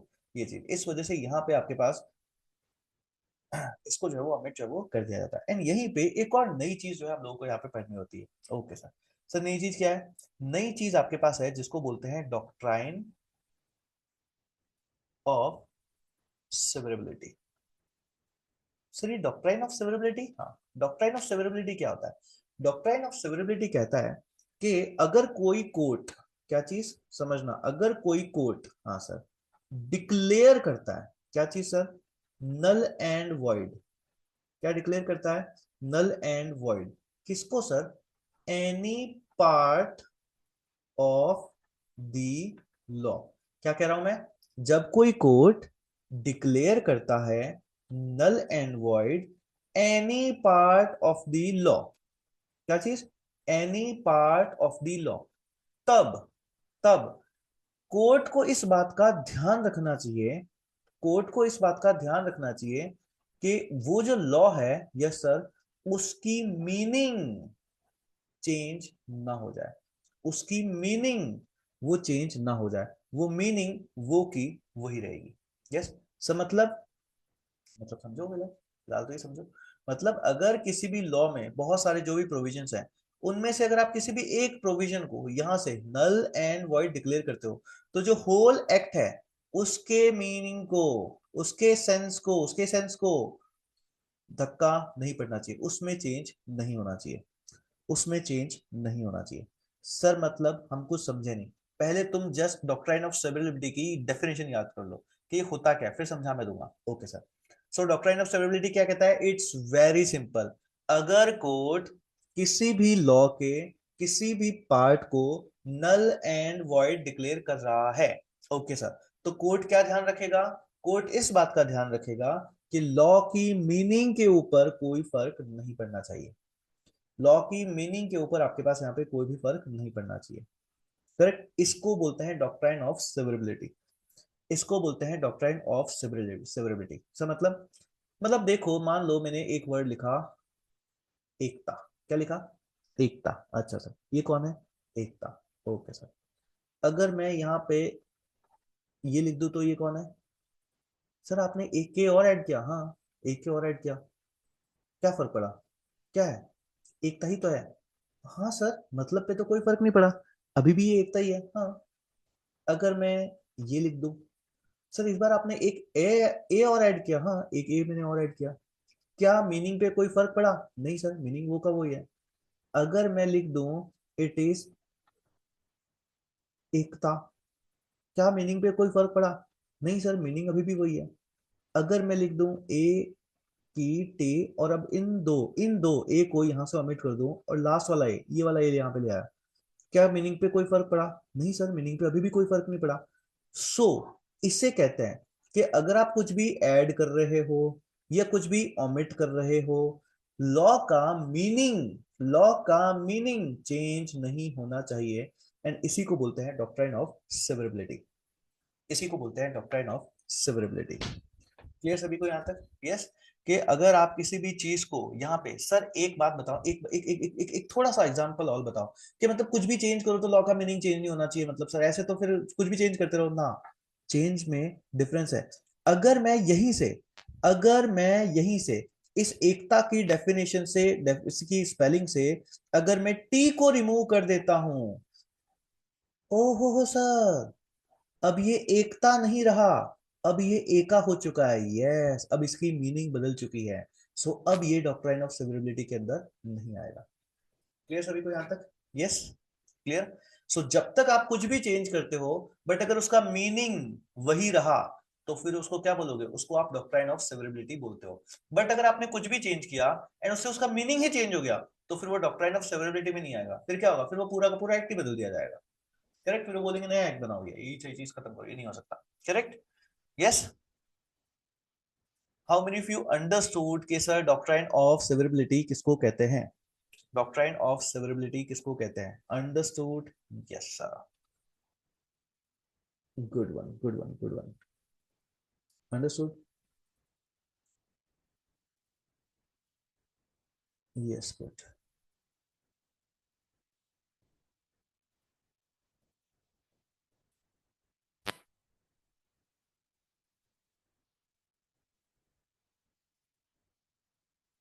So you all understood doctrine of severability. Good one. Good one. Yupesh Sharma is new somebody. Yupesh Sharma, new? Understood? सो यूपेश को समझ आया, योगेंद्र को समझ आया, तरंग को समझ आया, साक्षी को समझ आया, Shubhangi, Srishti, Shreyansh, Shahid, Sanyamitra, Santosh, Sanju, Sakshi and so many other names. Om Prakash, Muskan, Mona, Mona Dikshit, Meenakshi, Mansi, Nagesh Shaheer, Maithili, Kashish, Kajal, Jishri, Chetna, Bhumika, Bharti, Barun, Anurag and all. सभी को समझ आया? Good one. Good Yupesh, good. Divyanshi, good. Yes, good good good. क्या कह रहे हैं? डाउट? सर हिस्ट्री ज्योग्राफी के लेक्चर्स कब से स्टार्ट होंगे? Shreyas, history and geography has already been covered, you can watch the recorded recordings of that. है ना, आप वेबसाइट के ऊपर जाकर के वहां से रिकॉर्डिंग्स देख सकते हो। इन डेप्थ में पूरा का पूरा कवर्ड है। Sir I have one doubt, आप क्लास के बाद पूछ लीजिएगा, है ना। अभी पोस्ट करो, चलो, चलो क्लास के बाद पूछ लेना, डिस्कशन में रहेगा। चलिए गुड वन। सो आगे जो है वो स्टार्ट करते हैं। तो ये जो आर्टिकल 19 सब क्लॉज 1 जो है आपके पास है, freedom of speech and expression, ये बहुत इन डेप्थ में पढ़ना होता है क्योंकि सबसे ज्यादा ना इसी को लेकर के आपके पास यहाँ पे क्वेश्चंस वगैरह जो है आपके पास यहाँ पे आते हैं, है ना। और सबसे ज्यादा न्यूज में भी आपके पास ये स्पीच एंड एक्सप्रेशन ही जो है आपके पास यहाँ पे जो है वो रहता है। अच्छा सर, ठीक है। अच्छा, आप लोगों में से कईयों को ये लग रहा होगा सर आपने ना टाइपिंग में कुछ गलती कर दी क्या। सर ये जो आर्टिकल है वो तो आर्टिकल 19 सब क्लॉज 1 था, आपने देखो यहाँ पे लिखा आर्टिकल 19 सब क्लॉज 2, सर आपने तो गलत लिख दिया। बेटा आर्टिकल 19 1 जो है वो आपको फ्रीडम देता है। अच्छा सर, बट आर्टिकल 19 का जो सब क्लॉज 2 है वो रीजनेबल रेस्ट्रिक्शंस को बताता है। अच्छा, तो क्या कहा, the court emphasise that the restrictions imposed, जो रीजनेबल रेस्ट्रिक्शंस ये यहाँ पे दिए जाते हैं, ये जो रीजनेबल रेस्ट्रिक्शंस मैं यहाँ पे लिख रहा हूँ वो सब किस में लिखे हुए हैं, वो 19 सब क्लॉज 2 में लिखे हुए हैं। क्लियर। तो हम ये जितने भी फ्रीडम ऑफ मूवमेंट पढ़ेंगे, जो भी पढ़ेंगे, वो सब कैसे आएंगे, 19 का सब क्लॉज 1 जिसमें फ्रीडम दी गई है, का सब क्लॉज ए, का सब क्लॉज बी, का सब क्लॉज डी, का सब क्लॉज डी, है ना, का सब क्लॉज ई, इस तरीके से हम लोग यहाँ पे पढ़ेंगे। क्लियर। सो प्लीज ध्यान रखना, कभी भी रीजनेबल रेस्ट्रिक्शन को आर्टिकल 19 सब क्लॉज 1 में मत लगा देना, वो 19 1 में नहीं है, इट इज 19 सब क्लॉज 2, उसमें रीजनेबल रेस्ट्रिक्शन जो है वो दी गई है। क्लियर सभी को, यहाँ तक इस बात का जो है वो ध्यान रखना है। चलो सर। सर आप ना अभी देखो कितने बच्चे पूछ रहे हैं सर हिस्ट्री में कितना अच्छा पढ़ाते हो आप हिस्ट्री कब पढ़ाओगे। अभी अभी देखो किसी बच्चे ने पूछा है सर हिस्ट्री का कोर्स कब शुरू होता है। हाँ, हिस्ट्री का कोर्स अभी शुरू होता है। सर आप इंडियन पॉलिटी पढ़ाते पढ़ाते हिस्ट्री पढ़ाओगे, हाँ देखो किसी ने मुझसे कहा ना हिस्ट्री पढ़ाओ, हाँ तुम हिस्ट्री पढ़ोगे मेरे से। यस, मेरे से हिस्ट्री पढ़ोगे। Do you want me to teach history. Yes. चलो गुड वन, तो मैं आपको ना हिस्ट्री पढ़ाता हूँ। चलो सर। सर पॉलिटी पूरी पढ़ा दो सर, रुक जाओ अभी पहले हम हिस्ट्री पढ़ेंगे, ठीक है, हम पहले अभी हिस्ट्री पढ़ेंगे। चलो मजा आएगा, ठीक है सर, हिस्ट्री पढ़ेंगे पहले। तो बहुत समय पहले की बात थी, क्या थी सर, बहुत समय पहले की बात थी। सर कितने समय की पहले की बात थी, लेट्स से मान लो 1962 में चलते हैं, तो 1962 के लगभग की बात थी। अच्छा, तो 1960s में क्या हो रहा था सर, क्या हो रहा था, इंडिया जो है ना, इंडिया, हाँ सर, इंडिया में मैडम का राज था। ओहो सर, स्वागत नहीं करोगे, मैडम है इस टाइम। ये सर, तो मैडम का राज जो है आपके पास यहाँ पे चल रहा था। किसका सर, कौन सी madam sir, madam Indira Gandhi भाई। ओके सर, तो मैडम का राज जो है यहाँ पर आपके पास चल रहा था। बट 1960 से लेकर के 1970 75 तक का अगर आप टाइम देखते हो ना, हाँ सर, तो उस टाइम में इंडिया में बहुत सारे इवेंट्स हो रहे थे। क्या हो रहे थे, बहुत सारे इवेंट्स जो है वो हो रहे थे। देखो मैं हिस्ट्री पढ़ा रहा हूँ ना, हाँ सर हिस्ट्री में ध्यान रखना। तो उस टाइम में इंडिया में बहुत सारे इवेंट्स है वो हो रहे थे सर, जैसे कि अगर आप 1962 का टाइम समझो, तो इस टाइम में आपके पास इंडिया एंड चाइना के बीच में क्या चल रहा था, वॉर जो है वो चल रहा था। अच्छा अच्छा, फिर क्या हुआ, फिर 1965 का अगर आप टाइम ले लो, तो उस टाइम में इंडिया एंड पाकिस्तान के बीच में क्या चल रहा था सर, इसमें भी वॉर चल रहा था। फिर अगर आप 1971 में चल लो, तो उस टाइम में क्या था, उस टाइम में भी इंडिया एंड पाकिस्तान इन सब में क्या चल रहा था सर, वॉर जो है वो चल रहा था। तो इंडिया में जो वक्त था आपके पास यहाँ पे बहुत ज्यादा मुश्किलों भरा चल रहा था, है ना। इंडिया में बहुत सारे, क्योंकि जब भी वॉर वगैरह होता है तो बहुत ज्यादा इकोनॉमिक लॉसेस भी जो है आपके पास यहाँ पे होता है। अच्छा सर, तो सर क्या हुआ, इन सभी की वजह से, इन सभी की वजह से मैडम को ये जो प्रेस वाले हैं वो बड़े ही परेशान कर रहे थे। जब देखो इनके ऊपर ना जो है आर्टिकल्स वगैरह लिखते रहते थे, और डेली मतलब वो कहते रहे कि सुबह चाय पीने के लिए अखबार उठाओ और अखबार को फेंक देने का मन करता था। मैडम के लिए ना दिन भर जो है वो ऐसे उन्होंने कर दिए थे। बट मैडम तो मैडम है, जैसा मैडम ने कहा कि इन प्रेस वालों का कुछ तो करना पड़ेगा। क्या करना पड़ेगा, इन प्रेस वालों का कुछ तो जो है वो करना पड़ेगा। सर कौन सी मैडम ने कहा, अरे मैडम इंदिरा गांधी की बात हो रही है सर। तो मैडम ने कहा कि इन प्रेस वालों का कुछ तो जो है वो करना पड़ेगा। Yes sir. तो क्या किया, मैडम ने कहा मुझे इन प्रेस वालों को सबक सिखाना है, मैं जो है इनको ऐसे मेरे बारे में कुछ भी जो है वो नहीं लिखने दूंगी। Yes sir. बट प्रेस वाले तो प्रेस वाले थे, प्रेस वाले कहते हैं कि हमारे पास है freedom of speech and expression, and उसमें एक्सप्लिसिटली तो नहीं मगर इम्प्लिसिटली लिखा गया है, बताया गया है कि हमको freedom of speech and expression के अंदर प्रेस की भी फ्रीडम है, जिसको मैडम आप नहीं छीन सकते हो। हम बिंदास आपके बारे में कुछ भी जो है वो लिखते चलेंगे, हम तो कुछ भी करेंगे मैडम, हम कुछ भी लिखेंगे, हम आपकी सुबह की चाय डेली आपको ऐसा अखबार लिखेंगे कि आप अखबार फेंक दोगे। अच्छा सर, फिर क्या हुआ, तो ये जो अखबार वाले हैं ये ना खुद को बड़ा ही होशियार समझ लेते हैं। इन्होंने कहा हमारे पास है freedom of speech and expression, है ना, हम तो जो है कुछ भी लिखते चलेंगे। बट मैडम कौन है सर, मैडम तो मैडम है। मैडम ने कहा रुको बच्चों, अभी जो है मैं तुमको बताती हूँ। तो मैडम ने कहा देखो देखो देखो, सब लोग क्या कह रहे हैं, तो पार्लियामेंट ने बोला क्या कह रहे हैं मैडम? तो कहा देखो देखो देखो, सारे अखबार वाले कह रहे हैं कि India is going through huge economic losses. क्या हो रहा है इंडिया में? इकोनॉमिक लॉसेस जो है वो आपके पास यहाँ पे बहुत ज्यादा हो रहे हैं। इस वजह से हमको इंडिया की इकोनॉमी को कंट्रोल करना है। क्या करना है?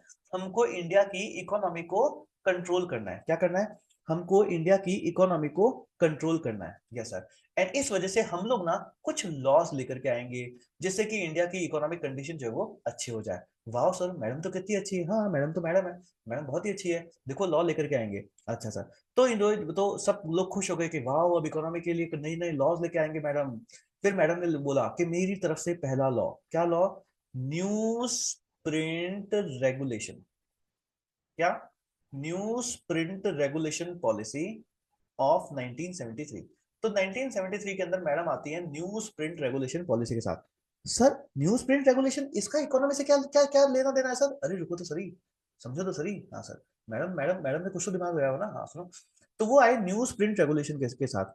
न्यूज प्रिंट रेगुलेशन में इन्होंने कहा कि भैया ये जो अखबार आता है, इन सभी में इस अखबार को छापने के लिए जो इंक है ना, हाँ सर, वो बाहर से आती है। कहाँ से? इंडिया में नहीं आती, वो इंडिया से बाहर से आती है। तो हम लोग ना इस इंक के इंपोर्ट करने को, इस इंक को अब इंपोर्ट नहीं करेंगे क्योंकि ये बहुत ही ज्यादा महंगी आती है। अच्छा सर, सही से क्या होगा? इससे पैसा बचेगा ना। हाँ सर देखो सर, मैडम ने पैसे बचा लिए सर। बेटा मैडम ने सिर्फ पैसे नहीं बचाए हैं। अगर तुमने ये सोचा कि मैडम ने सिर्फ पैसे बचाए तो तुम गोलू बच्चे हो गए हो, है ना, तो तुम भोलू बच्चे हो गए हो। तुम पूरा समझो, मैडम ने सिर्फ पैसे नहीं बचाए हैं। अगर इंक नहीं आई, यस सर, तो अखबार क्या खाली आएगा? क्या छपेगा क्या?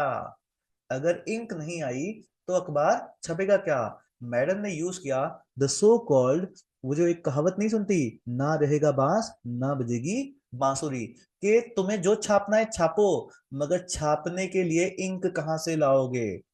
तुम्हें जो छापना है छापो, मगर छापने के लिए इंक कहाँ से लाओगे? सो इन दैट वे, ये जो भी कर रहा है प्लीज, है ना, आप एक रनिंग क्लास को डिस्टर्ब कर रहे हैं, इस तरीके की एक्ट नहीं करनी चाहिए। ठीक है? अब प्लीज इसका ध्यान रखना ना, जो भी जिसकी ये नाम आ जाता है ना, तो रिकॉर्डिंग में ना ये नाम दिख जाएगा, मैं आपकी आईडी को ना ब्लॉक कर दूंगा यहाँ पे नेक्स्ट टाइम से। प्लीज ध्यान रखिएगा। ठीक है? ये गलती से भी नहीं होना चाहिए। So sorries will not be accepted, please ध्यान रखिएगा। है ना, यूपीएससी के लिए तैयारी कर रहे हैं आप, तो इस तरीके की चीज नहीं होना चाहिए, मस्ट बी। नहीं मत करो, चलो ठीक है। सो मैडम ने क्या कहा? मैडम ने कहा ना रहेगा बांस ना बजेगी बांसुरी। बोला जब इंक ही नहीं होगा तो फिर फ्रीडम ऑफ प्रेस मतलब कैसे अखबार छापेंगे? तो सब लोगों ने कहा मैडम आप फ्रीडम ऑफ स्पीच हमसे छीन रहे हो। बोले ना, मैंने कहा छीनी? कहाँ छीनी मैंने? यस। लोगों ने क्या कहा कि मैडम आप फ्रीडम ऑफ स्पीच ले रहे हो। क्या मैडम फ्रीडम ऑफ स्पीच ले रहे हैं? से ना। मैडम ने क्या कहा? मैडम ने कहा लिखो, तुम्हें जो छापना है छापो, आराम से छापो। यस, जो लिखना है लिखो, आराम से लिखो, बट लिखने के लिए पेन नहीं दूंगी। Yes. So by other means indirectly उन्होंने उसको जो वो कंट्रोल जो वो कर लिया आपके पास। क्लियर सभी को यहाँ तक? Yes, how many of you understood कि यहाँ पे क्या हुआ है? यहाँ पर हुआ है सर खेला। यहाँ पे हुआ है खेला। समझ में आया सभी को? कैसे इनडायरेक्टली यहाँ पे प्रेस को जो है वो कंट्रोल किया गया है? इनडायरेक्टली यहाँ पे प्रेस को जो है वो कंट्रोल किया गया है। तो ये चीज जो है आपके पास यहाँ पे जो है वो चलती है। यस, ये चीज जो है यहाँ पे आपके पास चलती है। तो सर सच में ऐसा हो गया? हाँ सच में ऐसा हो गया था सर। फिर इससे तो मतलब उसके बाद तो प्रेस जो है वो आपके पास बंद हो गई होगी ना? बंद नहीं हुई, क्यों? यहाँ पे उसके बाद एक केस होता है जिसको बोलते हैं Benetton column versus union of India का केस, है ना, Benetton column versus union of India का केस है 19 से, है ना, ये से आपके पास यहाँ पे केस जो है वो हो जाता है। एंड इस केस के थ्रू सुप्रीम कोर्ट ने जब देखा, तो सुप्रीम कोर्ट ने कहा कि जो न्यू पॉलिसी आई है आपके पास, है ना, ये जो नई पॉलिसी आपके पास आई है ये कैसी है? ये नल एंड वॉइड है। सर पॉलिसी ही कोई नल एंड वॉइड कह दिया? हाँ, पॉलिसी को ही नल एंड वॉइड जो वो कह दिया। एंड सुप्रीम कोर्ट ने फिर कहा, से किसको? गवर्नमेंट को। क्या कहा? सर सुप्रीम कोर्ट ने गवर्नमेंट को कहा कि dear union, you can't do indirectly. क्या कहा? Dear government, dear union, You can't do indirectly what you cannot do directly. क्या कहा? You can't do indirectly what you cannot do directly. जो चीज आप सामने से नहीं कर सकते उसको आप पीछे से by other means भी नहीं कर सकते. मतलब freedom of speech and expression में प्रेस को फ्रीडम मिलती है. आप डायरेक्टली फ्रीडम, प्रेस की फ्रीडम के ऊपर नहीं जा रहे हो, बट ये जो इंक को बंद करके आपने इनडायरेक्टली फ्रीडम ऑफ प्रेस को जो है यहाँ पर आपने जो है छीनने की कोशिश करी है, हम आपको ये भी नहीं करने देंगे. मतलब एनीथिंग विच वायलेट्स, अब्रिजेस और contravenes anything in part 3 of the constitution is null, not a law, is null and void. और यहाँ पे इसको जो इस पॉलिसी को क्या कर दिया गया, नकार दिया, जो आपके पास यहाँ पे कहा जाता है. और ये जो आपके पास ये चीज होती है जो मैंने यहाँ पे लिखा है क्या, कि dear union you can't do indirectly what you can do directly, इसको क्या कहा जाता है? इसी को कहा जाता है डॉक्ट्राइन ऑफ कलरेबल लेजिस्लेशन. इसको बोलते हैं डॉक्ट्राइन ऑफ कलरेबल लेजिस्लेशन. इसको बोलते हैं doctrine of colourable legislation. Clear यहां तक? यस. इसको बोलते हैं doctrine of colourable legislation. Done? Yes. So how many of you understood it पूरा? डॉक्ट्राइन ऑफ कलरेबल लेजिस्लेशन क्या है? कितने लोगों को समझ आया पूरा? इसको बोलते हैं doctrine of colourable legislation. So government क्या कहती है? सुप्रीम कोर्ट ने क्या कहा कि you can not do indirectly what you can not do directly. Yes, you can not do indirectly what you can not do directly. कि जो आप डायरेक्टली नहीं कर सकते वो आप इनडायरेक्टली भी नहीं कर सकते, हम आपको वो भी नहीं करने देंगे. और उसको क्या बोलते हैं? Doctrine of colourable legislation. तो doctrine of divine power is a different thing, doctrine of severability is a different thing, doctrine of colourable legislation is also a different thing. ये सब क्या है? अलग अलग जो है आपके पास यहाँ पे होता है. क्लियर सभी को यहाँ तक? यस. सो अभी हमने 1 घंटा डिस्कस किया है. क्या? सिर्फ freedom of speech and expression, सिर्फ और सिर्फ freedom of speech and expression, सिर्फ और सिर्फ freedom of speech and expression. Om Prakash, हमने इमरजेंसी को, जो इमरजेंसी लगी थी उसको भी, एंड इमरजेंसी क्या होती है, क्या प्रोविजंस वगैरह हैं, उसको भी इन डिटेल में हमने 3 लेक्चर्स किए हैं. इसमें अराउंड 6 to 7 आवर्स का पूरा डिस्कशन है. ठीक है. तो आप उसको जाकर के, वो लेक्चर है हमारे वेबसाइट के ऊपर है, उनको जाकर के आप इंडियन पॉलिटी के कोर्स के अंदर इजीली जो है वो देख सकते हो. आपको पूरा समझ में आएगा कि इमरजेंसी के टाइम में क्या क्या हुआ था, किस तरीके से इमरजेंसी लगाई गई थी, एंड है ना, क्या क्या, मतलब पूरा इन डेप्थ इमरजेंसी का पूरा वो पीरियड भी एक्सप्लेन्ड है, प्लस इमरजेंसी क्या होती है, जो पॉलिटी वाले जो पॉइंट्स हैं जो कि वो भी सारे के सारे उसमें कवर्ड है इन डेप्थ. मतलब कॉम्प्रिहेंसिव इमरजेंसी पूरा का पूरा कॉम्प्रिहेंसिवली डिस्कस है. अब वहां पे जाकर के उसको देख सकते हो. यस. क्लियर है यहाँ तक सभी को? यस. चलिए गुड वन. तो अब जो है वो आगे देखते हैं. सो आर्टिकल 19 सब क्लॉज 1 को जब हमने इसको वेबसाइट, जब हमने कोर्स किया था वहां पे हमने इसको सेडिशन को भी यहाँ पे इंक्लूड किया था, बट सेडिशन को अभी इस बार वाले में हम लोग अलग से डिस्कस करेंगे पूरा ही. ठीक है. अदरवाइज सेडिशन को भी हमने पहले तो इसमें जो वो डिस्कस किया कर रखा है. करेक्ट. ठीक है. चलिए. सो नेक्स्ट जो है हम आगे उसको इन डेप्थ वापस अलग से जो है वो पूरा का पूरा कवर करेंगे अभी. चलिए. तो जो इन्होंने पहले पढ़ रखा है वो सोचेंगे सर अभी सेडिशन नहीं कर रहे हैं, अभी सेडिशन नहीं करेंगे. चलो. सो नेक्स्ट समझते हैं आगे. स्क्रीन. yes, तो ये सारी चीजें जो है आपके पास यहाँ पे जो है वो आती हैं. नेक्स्ट आगे समझते हैं. Yes sir. So article 19 sub clause 1 सब क्लॉज ए, और उसको हमने इन डेप्थ में कवर किया. नेक्स्ट समझते हैं. Next is article 19 sub clause 1 sub clause B. अच्छा सर, ये क्या है? ये आपके पास है फ्रीडम ऑफ असेंबली. क्या कर सकते हो? असेंबली जो है आपके पास यहाँ पे कर सकते हो, पर प्लीज ध्यान रखना, ये जो असेंबली आप करते हो, यस सर, ये कैसी होनी चाहिए? ये पीसफुल होनी चाहिए. और मन मर्जी में आया ऐसे नहीं कि AK-47 लेकर के जाएंगे, है ना, चाकू धलिया हथियार लेकर के जाएंगे ना. It should be without arms. कैसी होनी चाहिए? It should be with arms out down arm. तो आप पीसफुली असेंबली कर सकते हो एंड विदाउट आर्म्स यहाँ पे असेंबली जो है वो आप यहाँ पे कर सकते हो। बट अगेन यहाँ पर भी क्या है? आर आर है। सर ट्रिपल आर मूवी कितनी अच्छी थी। अरे ट्रिपल आर छोड़ो, आर आर है, मतलब रीजनेबल रेस्ट्रिक्शंस जो है आपके पास यहाँ पे है। सर रीजनेबल रेस्ट्रिक्शंस क्या क्या है? रीजनेबल रेस्ट्रिक्शंस आपके पास है विच इज पब्लिक ऑर्डर। पहला, पब्लिक ऑर्डर जो है वो आपके पास यहाँ पर डिस्टर्ब नहीं होना चाहिए। यस, यहाँ पे पब्लिक ऑर्डर जो आपके पास है वो जो है वो डिस्टर्ब नहीं होना चाहिए। क्लियर सभी को यहाँ तक? क्या नहीं होना चाहिए? पब्लिक ऑर्डर जो है आपके पास यहाँ पे डिस्टर्ब जो है वो नहीं होना चाहिए। पब्लिक ऑर्डर जो है आपके पास यहाँ पे डिस्टर्ब नहीं होना चाहिए। क्लियर? Yes sir. तो ये चीजें जो है आपके पास यहाँ पे होती है। सो अगर हम देखें फोर्थ पिलर ऑफ दी, कहाँ गया article? Yes sir. So this is article 19(1)(b). ये क्या कहता है कि भाई आपके पास असेंबली का राइट है बट पीसफुली होना चाहिए एंड विदाउट आर्म्स जो है आपके पास यहाँ पे होनी चाहिए। तो आप क्या क्या कर सकते हो? आप पब्लिक मीटिंग्स कर सकते हो, आप डेमोन्स्ट्रेशंस कर सकते हो, आप प्रोसेशंस जो है वगैरह आप यहाँ पे निकाल सकते हो। बट प्लीज ध्यान रखना, these freedom can be exercise only on the public land. है ना? ऐसे नहीं कि घर पे बैठे सबने अपने अपने घर पे बुलाया, बोल दिया हम हमारे घर पे देना धरना देंगे। भाई तुम तुम्हारे घर पे धरने देते रहना, मगर हम उसको इन सभी में काउंट नहीं करेंगे। तो पब्लिक लैंड के ऊपर आपके पास यहाँ पे होना चाहिए। ये किसी भी प्राइवेट लैंड के ऊपर जो है वो नहीं करना चाहिए ना। पता चला कि सर हमको ना आजकल तो चलता है ना, अडानी के खिलाफ हमको आवाज उठानी है, अंबानी के खिलाफ हमको आवाज उठानी है, पता चला उनके घर पे जाकर के धरना दे रहे हो। ये नहीं कर सकते। आपको पब्लिक लैंड के ऊपर जो है वो वहीं पे जो है आपको यहाँ पे देना है। सो प्लीज ध्यान रखना, public land very important and the assembly must be peaceful and unarmoured जो है आपके पास यहाँ पे होना चाहिए। सर हम एक चीज कर सकते हैं क्या सर? स्ट्राइक कर दे क्या सर? बिल्कुल भी सोचना भी मत।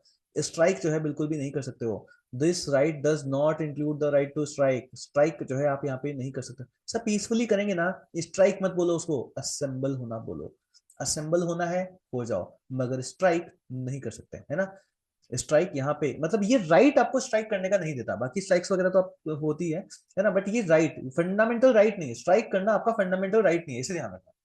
स्ट्राइक करना आपका फंडामेंटल राइट नहीं है, ये ध्यान रखना है। पता चला आप यहाँ पे आ जाओ सर स्ट्राइक नहीं कर सकते, स्ट्राइक तो होती है सर। ऐसा होना एक अलग चीज है, मगर वो फंडामेंटल राइट नहीं है ना। ये मत बोल देना कि फ्रीडम ऑफ असेंबली है सर, स्ट्राइक करना हमारा फंडामेंटल राइट है, वो नहीं है। इसे ध्यान रखना। एंड रीजनेबल रेस्ट्रिक्शंस क्या है? सोवरेनिटी और इंटीग्रिटी ऑफ इंडिया जो है वो हर्ट नहीं होनी चाहिए। And public order including the maintenance of the traffic area. Sir maintenance of the traffic area मतलब आप इसको यहाँ पे मतलब क्यों लिख रहा है? मतलब ये भी याद रखना है? हाँ सर ये भी बात होती है क्या? हाँ सर ऐसा क्यों कर रहे हो? क्योंकि कई बार जब इस तरीके की न्यूज आती है ना, हाँ सर, ये इस तरीके की जब न्यूज आती है तो आप लोग बड़ा करते हो और देखो फंडामेंटल राइट को हमारे यहाँ पर जो है वो कि भाई हम तो कहीं पे भी असेंबली देंगे, है ना? तो सर ये केस मतलब क्या है? मतलब आप लोगों ने सुना होगा कि जब नमाज वगैरह होती है तो रोड पर नमाज वगैरह होती है तो आपके पास यहाँ पे लॉज आते हैं कि भाई आज से आप रोड पे नमाज जो है वो नहीं कर सकते हैं। सर क्यों सर? Traffic jam. सर आप तो हमारे रिलीजन के राइट को, हमारे जो है वो असेंबल होने के राइट को हर्ट कर रहे हो। बेटा रिलीजन के राइट को कोई हर्ट नहीं कर रहा, बट तुम्हारे असेंबली के राइट को यहाँ पे हर्ट नहीं कर रहे हैं। वहां पे रीजनेबल रेस्ट्रिक्शन दिया हुआ है। क्यों? क्योंकि जब तुम ट्रैफिक जाम करते हो तो पब्लिक ऑर्डर डिस्टर्ब हुआ कि नहीं हुआ? हाँ सर ये तो हुआ। और इसी वजह से आपके पास यहाँ पे आर्टिकल्स आते हैं that no namaz on the streets. क्यों? क्योंकि public traffic jam, public order and sacrifices at undesignated spots. जो डेजिग्नेटेड स्पॉट्स हैं वहां पर आप कर सकते हो, बट अनडेजिग्नेटेड स्पॉट्स के ऊपर आप यहाँ पे नहीं कर सकते हो। तो ये चीज आपके पास यहाँ पे जो है वो होती है। क्लियर? तो जब कभी भी आपसे इस तरीके के आर्टिकल्स आपको दिखे तो उस टाइम अपने फंडामेंटल राइट्स का वो नहीं करना है कि हर हो हमारे फंडामेंटल राइट्स जो है वो जा रहे हैं। फंडामेंटल राइट्स का कोई भी आपके पास यहाँ पे, अभी कोई यूपी बोल रहा था ना कि सर यूपी में फंडामेंटल राइट स्पीच वगैरह कुछ भी नहीं होता। देखो जो कुछ भी गवर्नमेंट करती है ना, हाँ it is always under law, law के अंदर आकर के ही करती है। ऐसे ही जो है वो कुछ भी नहीं होता। क्लियर? आप मतलब एक होता है ना कि लोग बोल देते हैं जैसे ऐसे ही कि अरे देखो कुछ भी हो रहा है। भाई आप एजुकेटेड एजुकेटेड लोग हो, देखो सब कुछ ऐसे ही थोड़ी ना आपके पास यहाँ पे होता है। Clear? CMS right to freedom of speech अंदर इस आर्टिकल को भी अगर आपको टाइम मिले तो जो है वो पढ़ लीजिएगा। ठीक है? Yes sir. तो ये चीज आपके पास होती है। सो रीजनेबल रेस्ट्रिक्शंस में क्या क्या ध्यान रखना है? रीजनेबल रेस्ट्रिक्शंस में सर आपने मतलब sovereignty and integrity of India ध्यान रखना है, पब्लिक ऑर्डर। अब देखो यहाँ पे ना मैं आपको एक यूपीएससी स्टूडेंट की गलती बताता हूँ क्या होता है। यूपीएससी स्टूडेंट यहाँ पे ये याद रखता है सिर्फ पब्लिक ऑर्डर, कि हमको ना पब्लिक ऑर्डर डिस्टर्ब नहीं करना है। फिर वो पीसफुली याद रखता है और अनआर्म्ड याद रखता है, बस वो इतना सा याद रखता है। बट जब आपको यहाँ पे यूपीएससी में ऑप्शंस मिलते हैं, ऑप्शन है ना आंसर में, जब पीवाई क्यू मान लो आपको कोई क्वेश्चन आएगा एंड 1 2 3 पर ऑप्शन दिया जाता है तो वहां पे लिखा जाता है public order including the maintenance of the traffic in area concern. फिर आपको लगता है कि अरे यार ना गलत लिख दिया है, है ना, आपको लगता है कि यार ये ना गलत लिख दिया है, पर ये गलत नहीं है, सही लिखा है। क्लियर? तो पूरा याद करो, जब पढ़ रहे हो तो पूरा पढ़ो, आधा अधूरा मत पढ़ो। कि पब्लिक ऑर्डर तो है ही है, but it is also including कि भाई ट्रैफिक ट्रैफिक भी जाम नहीं कर सकते, ये भी ध्यान रखना है। क्लियर सभी को यहां तक? Yes sir. तो ये चीज जो है आपके पास यहाँ पे होती है। With this let us move towards the third, है ना, आर्टिकल 19(1) सब क्लॉज सी। ये कहता है कि आप एसोसिएशंस फॉर्म कर सकते हो, यूनियन बना सकते हो, कोऑपरेटिव सोसाइटी बना सकते हो, any other body. Sir thank you sir, कितना अच्छी बात है सर, एनी अदर बॉडी आपने लिखी सर, वाह सर। सर मुझे कोई एसोसिएशन नहीं बनानी, मुझे यूनियन नहीं बनानी, मुझे कोई कोऑपरेटिव सोसाइटी नहीं बनानी। हम तो सर हमारी बनाएंगे गैंग। क्या बनाएंगे? गैंग बनाएंगे सर, गैंग। बेटा बनाने की सोच ही मत लेना, क्यों? क्योंकि रीजनेबल रेस्ट्रिक्शन है यहाँ पे भी। तुम्हारी गैंग ना इस पब्लिक ऑर्डर के खिलाफ होगी। अच्छा सर, हाँ धर लिए जाओगे, तो गैंग वैंग मत बना देना। Okay sir, okay sir. है ना, तो रीजनेबल रेस्ट्रिक्शंस यहाँ पे भी क्या, sovereignty and integrity of India and public order and morality, इसकी वजह से आप यहाँ पे जो वो नहीं कर सकते हैं। क्लियर सभी को यहाँ तक? Yes sir. तो ये आपके पास होता है article 19 sub clause 1 sub clause 3। Clear सभी को? यस। चलिए sir.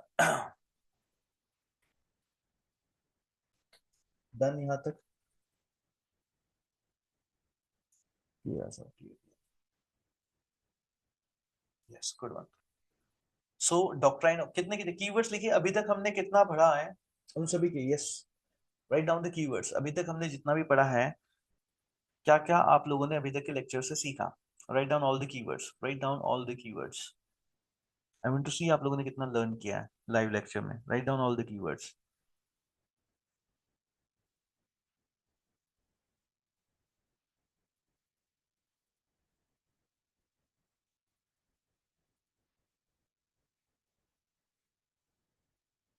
Yes please write down all the keywords.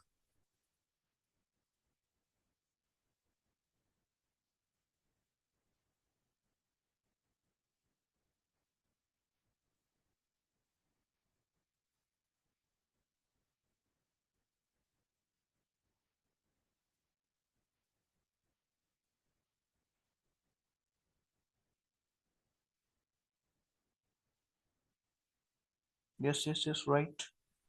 क्या हुआ, याद नहीं आ रही क्या कीवर्ड्स? लिखिए जल्दी से। I am seeing. Right all the keywords. बहुत सारे लोग जो खुद से यूपीएससी की तैयारी करते हैं ना, कि सर हम एनसीईआरटी पढ़ रहे हैं या हम लक्ष्मीकांत पढ़ रहे हैं, वो आर्टिकल 19 को ना 2 मिनट में पढ़ के आगे बढ़ जाते हैं। 2 मिनट में, अरे आर्टिकल 19 ये पता है, फ्रीडम देता है, खत्म आगे। अभी तो हमने आर्टिकल 19 के सब क्लॉज 1 से स्पीच एंड एक्सप्रेशन को 1 घंटे तक डिस्कस किया था। इसे कहते हैं सही से पढ़ना। तो जो पढ़ रहे हो, सही से पढ़ो।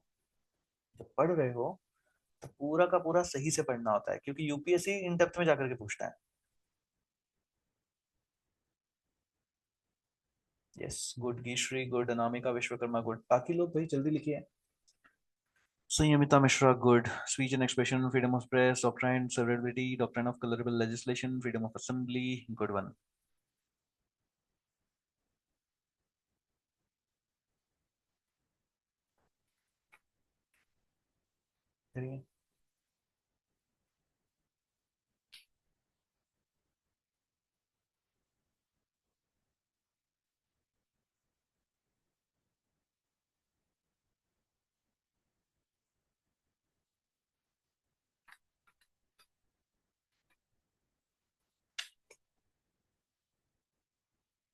Good one, good one.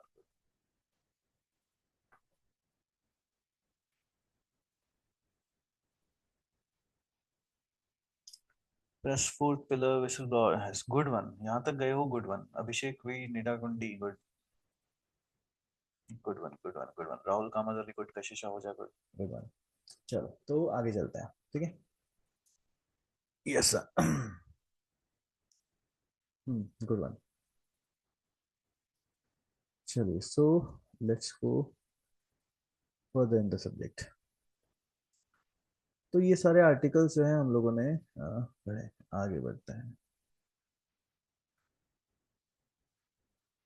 Yes sir. So next आपके पास आता है article 19 sub clause 1 sub clause D. And दोनों को एक साथ ही पढ़ लेते हैं। Article 19 sub clause 1 sub clause ई। ये जो डी वाला है वो किससे रिलेटेड था? ये वाला आपके पास रिलेटेड होता है विद रिलेटेड टू मूवमेंट, कि भाई आपको मूवमेंट की जो है वो पूरी की पूरी फ्रीडम है। And 19 sub clause 1 sub clause ई किससे है? तो वो आपके पास रेजिडेंस से होता है, कि आप जो है वो कहीं पर भी जाकर के अपना रह जगह जो हो सकते हो। बट इन दोनों में भी आपके पास क्या है? रीजनेबल रेस्ट्रिक्शंस हैं। और ये रीजनेबल रेस्ट्रिक्शंस किस किस से मिलती हैं? तो सबसे पहला, इन the interest of the general public. इसकी याद रखना, इसकी अलग है ना? बाकी तो हर जगह आपको सेम सेम मिल रही थी, इसकी थोड़ी सी अलग है। तो इन the interest of the general public, in the interest of the general public. और दूसरा आपके पास यहां पे आता है इन the interest of the scheduled tribes, in the interest of the scheduled tribes. तो ये यहाँ पे होती है सर। आप ये मतलब ये रीजनेबल रेस्ट्रिक्शंस कहीं पे लगती है? बिल्कुल लगती है। आप लोगों ने देखा होगा ना कि नॉर्थ ईस्ट के कई सारे स्टेट्स में, या पहले जैसे आपके पास जम्मू कश्मीर का, पहले ना, अभी तो ले सकते हो, बट पहले आपके पास यहाँ पे क्या था, है ना, वहां पे आप प्रॉपर्टी वगैरह नहीं ले सकते थे। वहां पे जाना कई बार, जैसे नॉर्थ ईस्ट के में कई जगह के ऊपर जाने से पहले आपको परमिशन लेनी पड़ती है। ठीक है, मान लो जैसे अब आप बोल दो कि सर हम तो ना जो है नेशनल पार्क में रात को जाएंगे, मेरा फ्रीडम ऑफ मूवमेंट है, मुझे जाना है, नहीं जा सकते, है ना? वहां के कुछ रूल्स हैं। परमिशन जहां पे भी लेनी होती है वहां पे लोगे। इसी तरीके से जो स्पेशल स्टेट्स वगैरह होते हैं, अगर मान लो कोई ट्राइबल एरिया है जहाँ की जहाँ पे जो है वो इस तरीके से आपको नहीं जाने दिया जा सकता, ठीक है, तो वहां पे रेस्ट्रिक्शंस भी लगते हैं। क्यों? क्योंकि वो उनके इंटरेस्ट में है, वो उनके इंटरेस्ट में है। सो इन दोनों के ही, राइट टू मूवमेंट और राइट टू रेजिडेंस, यहाँ की रीजनेबल रेस्ट्रिक्शंस आपके पास अलग होती है। क्या होती है? सबसे पहला कि भैया पब्लिक ऑर्डर है ना, जनरल पब्लिक के इंटरेस्ट में आपके पास होगा। अगर जनरल पब्लिक के इंटरेस्ट में होगा कि भाई वहां पे आपको ना ऐसे ही हर किसी को रेजिडेंस ना दे देते, हर किसी को जाने ना दे, तो वहां पे रेस्ट्रिक्शन लग सकता है। इसी तरीके से अगर कोई ट्राइबल एरिया है जहां पे भी आपका जाना जो है वो वहां पे उनके इंटरेस्ट में ना हो, तो उसके लिए भी आपके पास यहाँ पे रीजनेबल रेस्ट्रिक्शन जो है वो लग सकता है। क्लियर यहाँ तक? यस। सो ये यहां तक जो है आपके पास यहाँ पे डन होता है। उसके बाद आपके पास आता है article 19 sub clause 1 sub clause, sir 7 नहीं जी बोलते हैं उसमें, है ना? आर्टिकल्स में आपके पास अल्फाबेट्स आते हैं। सो जी जो है आपके पास यहाँ पे होता है। ये किसकी देता है? ये आपको देता है फ्रीडम प्रोफेशन की। जो मर्जी आप प्रोफेशन आप यहाँ पे चुन सकते हैं, जो मर्जी आप ऑक्यूपेशन जो है आप यहाँ पे जो है वो चुन सकते हैं। बट यहाँ पे भी वापस आपके पास क्या है? यहाँ पे भी अगर आप यहाँ पे देखते हो तो एक तो एकेडमिक क्वालिफिकेशन की एक रेस्ट्रिक्शन आपके पास यहाँ पे लगाई जा सकती है, या फिर again in the interest of the general public, उनके, है ना, इन the interest of the general public, उसके लिए जो है वो रेस्ट्रिक्शन जो है आपके पास यहाँ पे जो है वो लगाई जा सकती है। सर ना एक डाउट है मुझे। क्या डाउट है? सर मुझे ना अपनी एक फैक्ट्री खोलनी है। हाँ खोलो ना बिंदास, क्या दिक्कत क्या है? सर मेरे को अपनी खुद की न्यूक्लियर फैक्ट्री खोलनी है। बेटा नहीं खोल सकते। क्यों? क्योंकि गवर्नमेंट आपको यहाँ पे प्रोफेशन में भी क्या करती है? गवर्नमेंट रेस्ट्रिक्ट करती है। क्या करती है गवर्नमेंट? यहाँ पे रेस्ट्रिक्ट जो है वो करती है। क्या करती है गवर्नमेंट? जो है आपके पास यहाँ पे रेस्ट्रिक्ट करती है। सर मतलब सर ये कैसे करती है? तो आपके पास एक central provinces of Berar versus versus motor vehicle act 1947, ये जो आपके पास आया था, इस लॉ में ये आपके पास एक प्री कॉन्स्टिट्यूशनल लॉ है। कैसा है? प्री कॉन्स्टिट्यूशनल जो है वो लॉ है। इसके थ्रू बोला गया कि गवर्नमेंट ऑफ इंडिया कैन क्या कर सकती है? Monopolize, can monopolize any sector in India and any time. क्या? Government of India can monopolize any sector any time, कभी भी, कभी भी, कभी भी, प्लस किसी भी सेक्टर को कभी भी क्या कर सकती है? मोनोपोलाइज जो है आपके पास यहाँ पे कर सकती है।